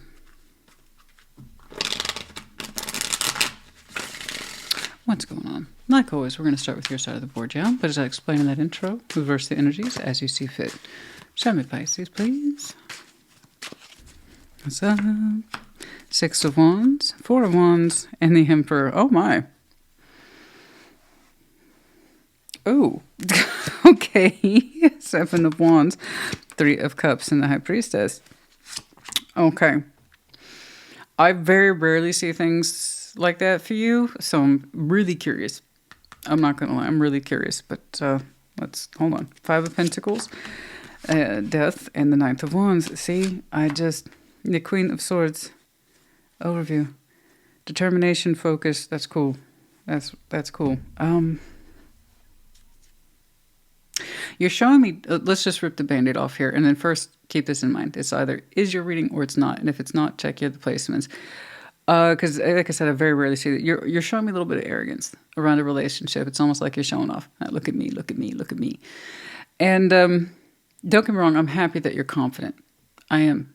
I like that you're confident, but a large part of it is kind of showing that, look at what I have done, look what I have achieved, look at the relationship I have. And you feel very triumphant, okay? There's a strong sense of, I got this one. And the Emperor here is usually... It's what you're feeling on the inside that's like triumphant, look at me, but on the outside you're like, it's cool. It's cool. This is a reflection of my worth. That's all that is. Don't worry about it. I'm good. This old thing. Oh, I earned that a long time ago. It's kind of like that. It's kind of like that smile that you have on, some people have on their face where it's like, yeah, I got the best. I know what I got. You don't have to say nothing, I know. Kind of like that. It's a little cheeky. Okay? It's a little bit prideful. Try not to take it in too much of a weird place. Simply because I don't want that for you. I want the relationship to mean something to you in terms of empowerment, positive. Okay? The Emperor here, I want you to feel prideful that you can stand up for this because you understand that it would stand up for you. Okay? That's a healthy place of empowerment. The Emperor and Empress in any given relationship should feel their highest self because they earned it, and they hold themselves accountable along the way. Okay, this is what I've done right, this is what I've done wrong. And right now, you're kind of like saying, see, this is what I've earned. And it's a bit cheeky, or it should be mine, or something like that. But you're happy to kind of show it off, but it's kind of silent, kind of silently showing off. It's, okay, for context. Let's say you pull up in a very, very fine, fancy, expensive new vehicle. And you pull up in a full lot and everybody's looking. You just get out real cool. You don't even acknowledge it. And then you get this idea, a whole bunch of people are looking at you. And you're like, what, that old thing? Nah, that's nothing. Don't worry about it. It's not even that great. It's not even the best of the on the line or the manufacturer's line. Or it's not even the best model. Don't worry about it. I know somebody. I got it cheap. But you got the intended effect that you wanted. Okay? That's what I'm looking at right there. So just be careful with that. All right? Connected to you, 7 of Wands, 3 Cups, the High Priestess. I have someone connected to you internally that says emotionally they know and intuitively know they should not connect to you. Okay. Five of Pentacles, Death, the Knights of Wands. Something ended here. Something ended here, and it looks like, given the rise of energy attached to you and your opening, and then after the ending I'm seeing here, and there's an ending here, it's pretty brutal. Five of Pentacles, Death, you know? We suddenly cut something. And then the energy rise after that was triumphant.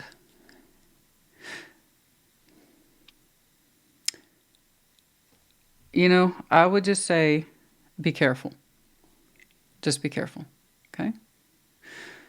I have someone here who internally, intuitively understands they should not connect with you emotionally. And that's it. After that, they're real quiet. What the real thoughts are on you or in their connection to you or their after connection to you, you know, I don't know. Other than the fact that I shouldn't connect with Pisces. And it's, again, it's quiet. It's a quiet, intuitive feeling. I shouldn't connect with Pisces, or I don't want to connect with Pisces, or I need to put boundaries in place, emotional boundaries in place when it comes to Pisces. So, and now you're showing me, look at who I'm connected to. After kind of what looks like a major ending. Okay? And I'm glad you feel better. You look like you're, I would even say you look like you're having fun, you know? I don't know if you're kind of like, you connected to someone and you're kind of showing off to them. Look at me, look what I've done, look what I'm connected to. Maybe they broke off from the connection and you found somebody and you're kind of like, look what I did. See? I don't know. Just be careful with that energy. Okay? It's coming from a place of ego. So I don't know who's responsible for the breakage. Ultimately, I don't know. You would know best. And it's going to be different for everybody. Regardless, your reaction was recovery, and I intend to recover. And look at my energy now. Look at me, look at me. All right? There was reasons why. Of course, there's reasons. There's always reasons. You know, but I very rarely see stuff like this for you. This is wild. Are you new? Like, or does some, you know, perhaps we have, am I looking at rebound energy here, to put it another way? And it's visually powerful rebound energy for some of you, you know.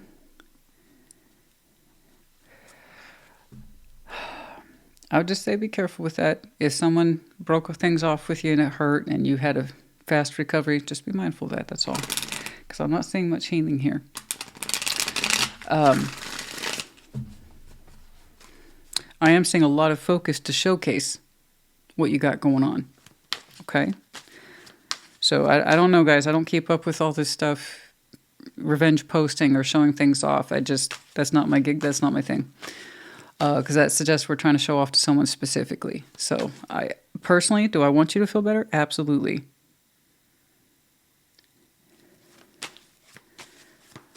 But I also don't know how much personal healing you did for yourself to make sure that what you're building into is going to be structurally sound either. Okay? I want people to heal up and stuff. I don't want people to repeat what happened. 3 of Wands, the 10 of Wands, and the Ace of Swords.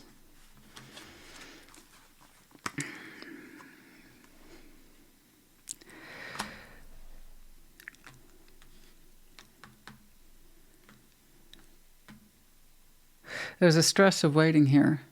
And the Ace of Swords and truth and information, feedback, what? Where's this coming from? A heaviness. It's that triumph again. 6 of Wands, the Knights of Cups, and the 10 of Pentacles.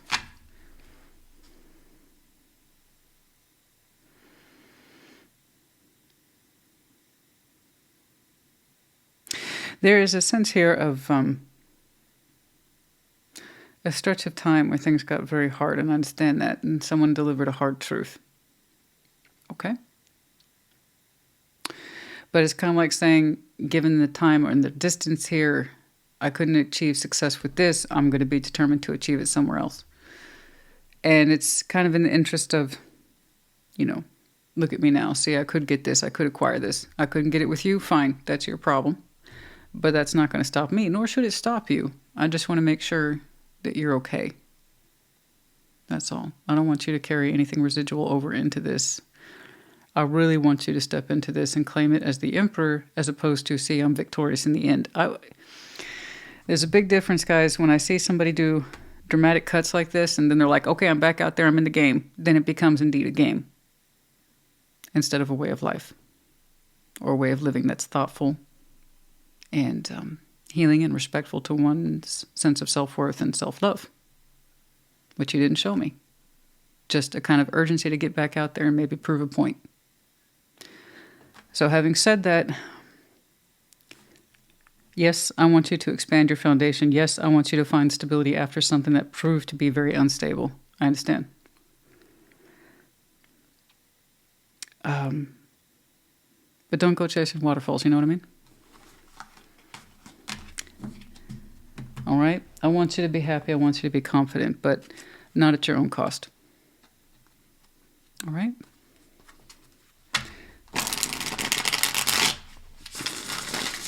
If stability means jumping back into something just to make a point, then you will indeed destabilize yourself.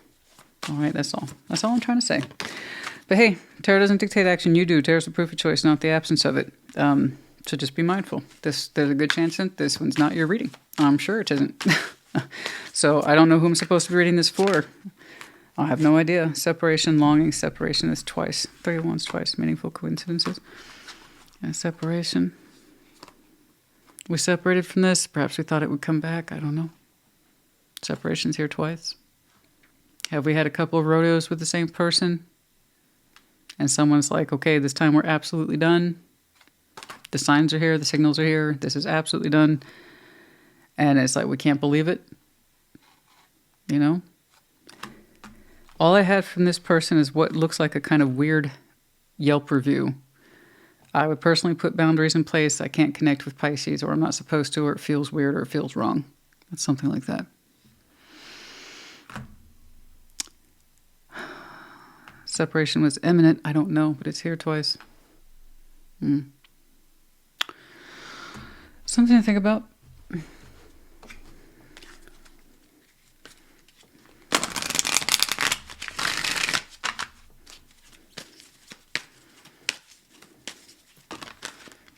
Within a year, and for some of you, July. So for some of you, this connectivity level is within reach. Just be aware of how you're approaching it and the reasons why you're choosing to enter it and engage with it. All right? Okay.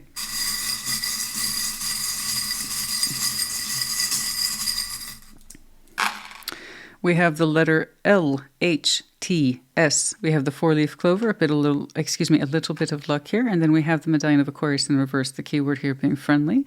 So you have some very strong Aquarius in your chart. Could be connecting to in the time of Aquarius, which is now. Could be very important to some of you, particularly in respect to that separation issue. It being finalized or no going backsies on that kind of thing. All right? Just to let you know. It is very silent.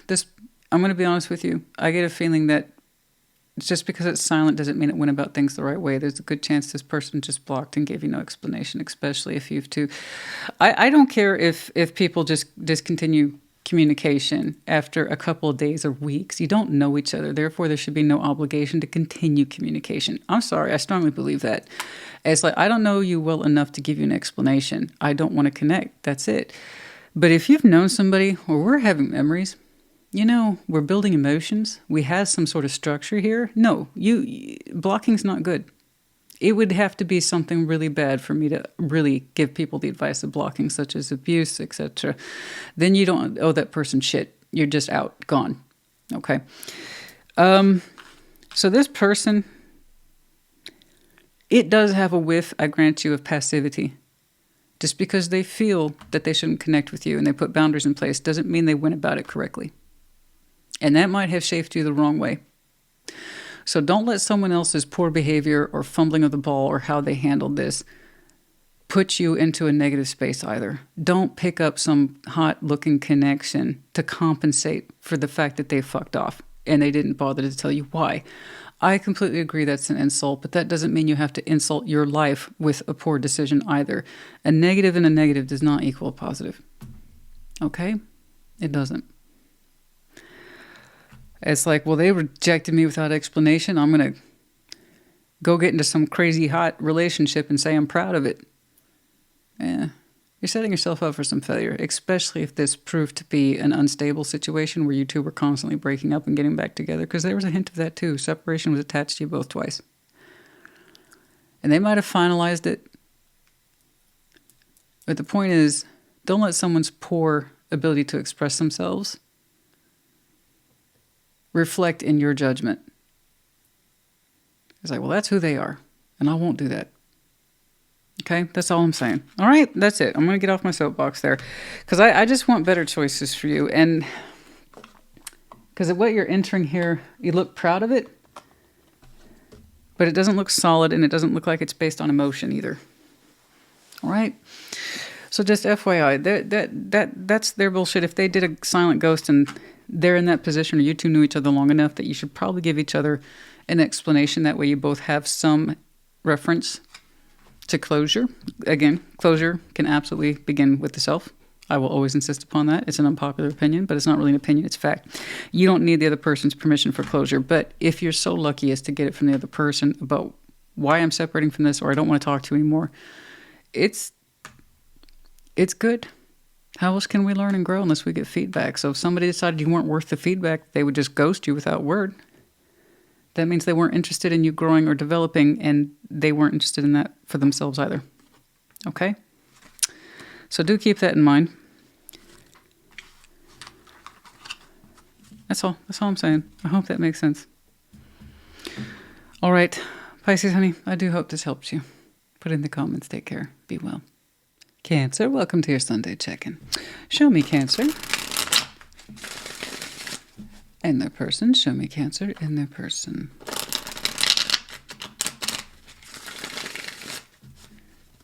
Show me Cancer and their person, please. Very good.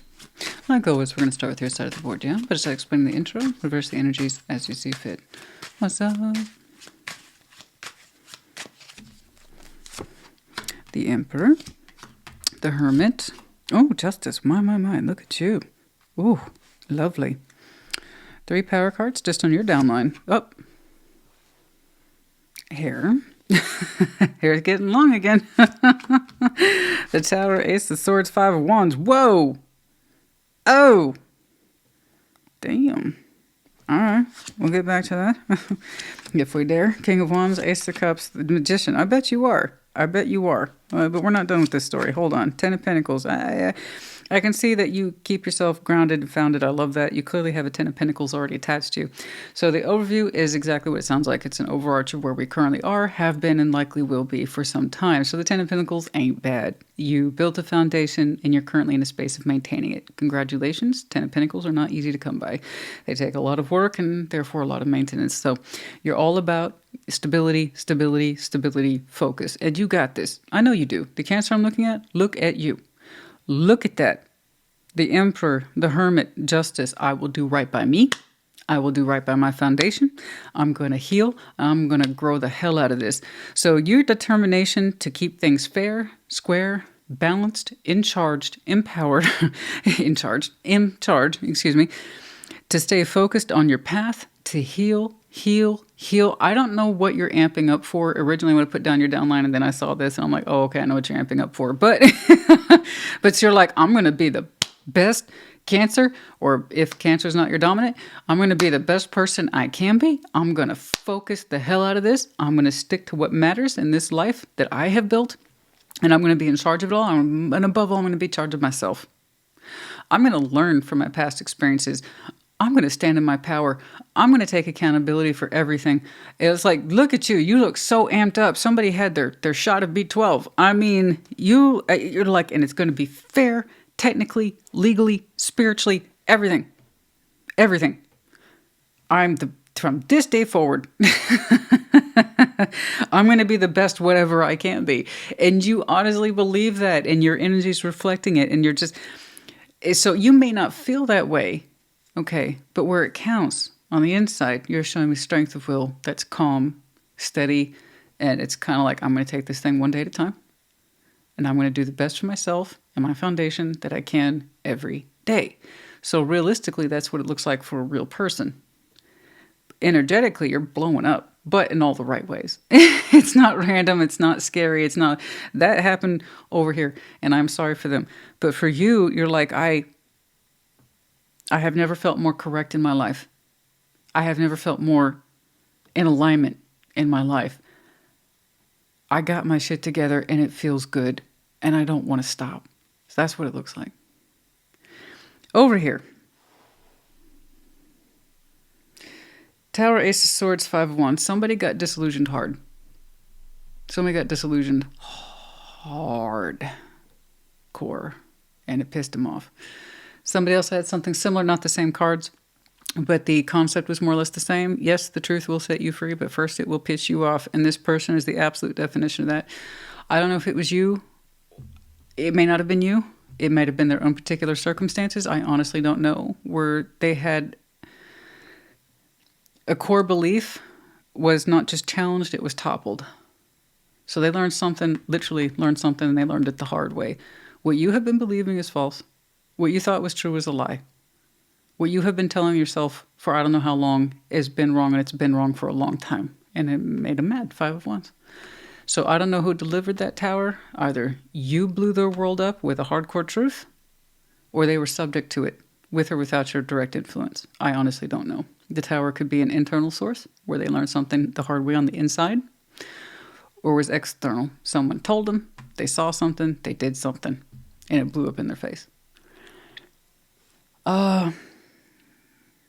But a truth, an Ace of Swords is an absolute truth until that truth is shattered. And that's what the tower is here. It shattered the truth of theirs, and it was a core belief.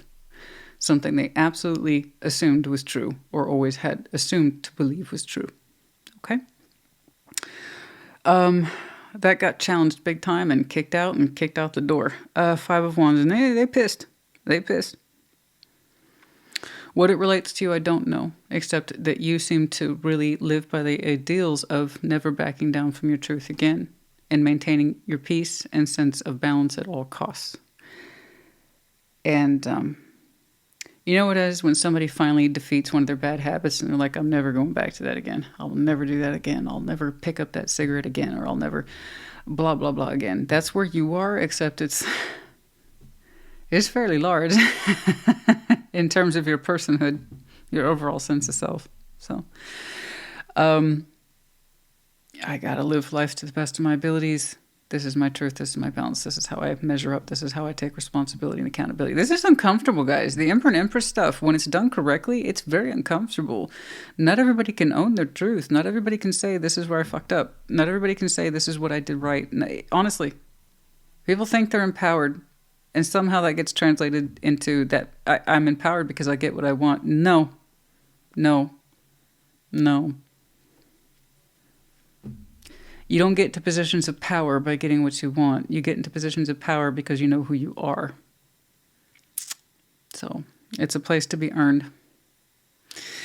So you know, you may not see it that way, but I promise you that's the Cancer I'm looking at. That's how you live, or you try to. And that's good on you. That's good on you.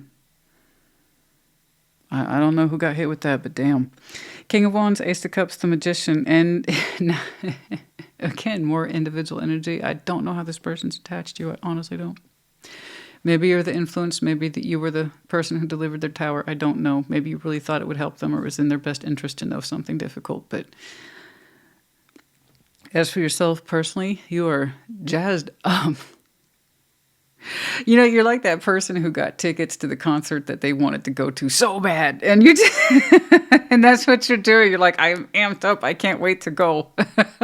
King of Wands, Ace of Cups, the Magician. And what's the concert you're going to? Well, you're purchasing a ticket from the universe called love. And you can't wait to go to the concert. Like, you just can't wait. It's just, your energy's so great, honey. So not only do you stand up so well in and of your own right, who you are as a person, spiritually and otherwise, who you are intimately, so just, oh, I am just so excited. I am so full of passion, love and life and passion. Oh, I just want more, I want more, I want more. The Magician, you're like, dear universe, sign me up, man. Sign me up. Ticket purchased. Let's do this thing. Put my name on the bill. Boom. Bring it. So you're, it's almost like you're This is you with the universe. Hey, universe. I don't want one ticket. I want two. Give me two. I don't know. But you can't wait to go. And you can't wait to see what the universe has to bring for you in terms of love. Like, you just can't. You are so excited. You look at that. You're so, I have that feeling all this happens to you under the surface. Like, you bubble and you bubble because your outside, your exterior is calm, steady, focused. But the inside, you're just, ooh, you're just bubbling up with so much energy. It looks so good. And it's like, bring it on. Oh, no, I don't want just one ticket, honey. I want two. What do you got for me? What do you got for me? Oh, I hope the show's good. Oh, okay. Let's start from the beginning, some of you. Three of Pentacles with the Ace of Cups for some of you. That's starting from the beginning in love, and that's good. I like that. What's going on?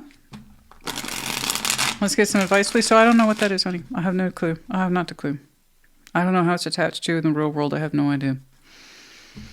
But somebody had their ass handed to them in terms of this is what you thought, and this is what's actually going on. I hate to break the spell. I hate to break your delusion here, but it was going to have to happen. And they mad. They mad as hell. I don't know what that is, guys. I have no clue.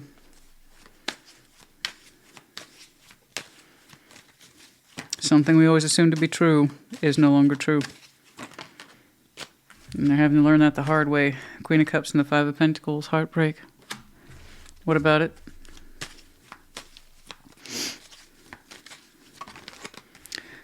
Two of Swords. You didn't know if you could... King of Pentacles. You didn't know if you could do this. Somebody didn't know.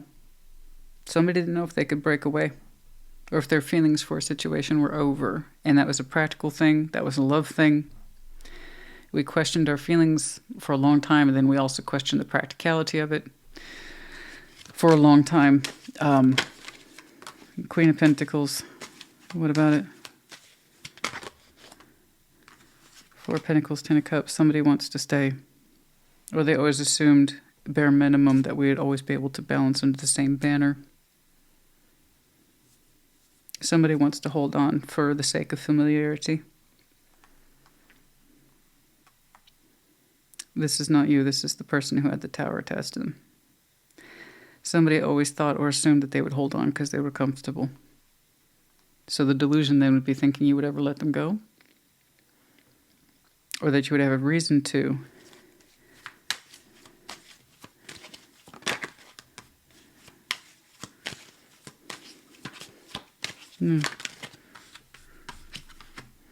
Ace of Wands, the Chariot, and there it is, burning forward with your stamp on it. You're moving forward regardless.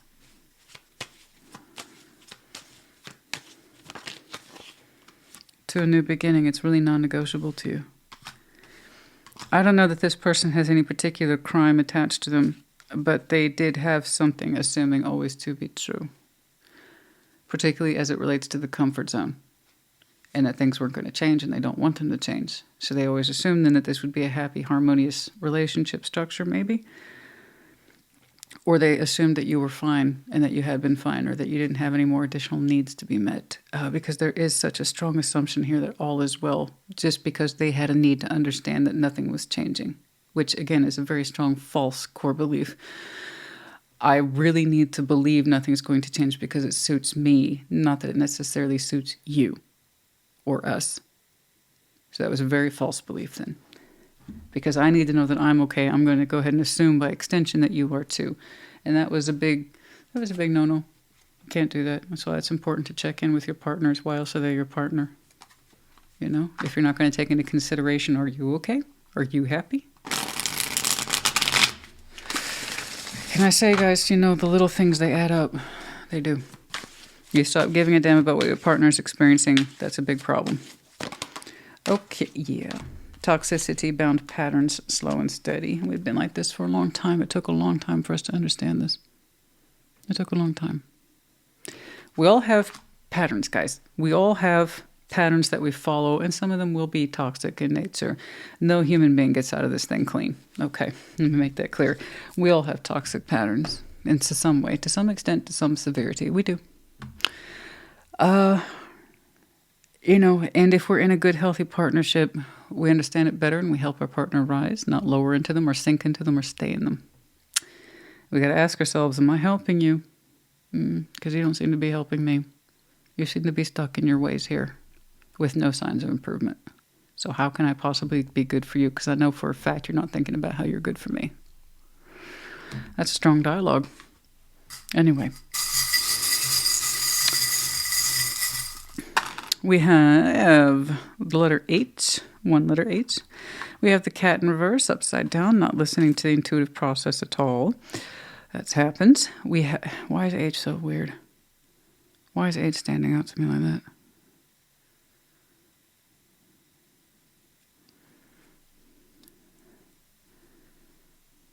that? Or say sometimes the H can be seen as Pisces.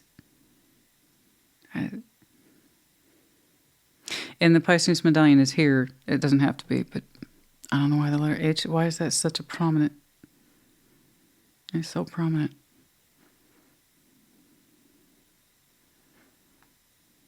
I don't know why.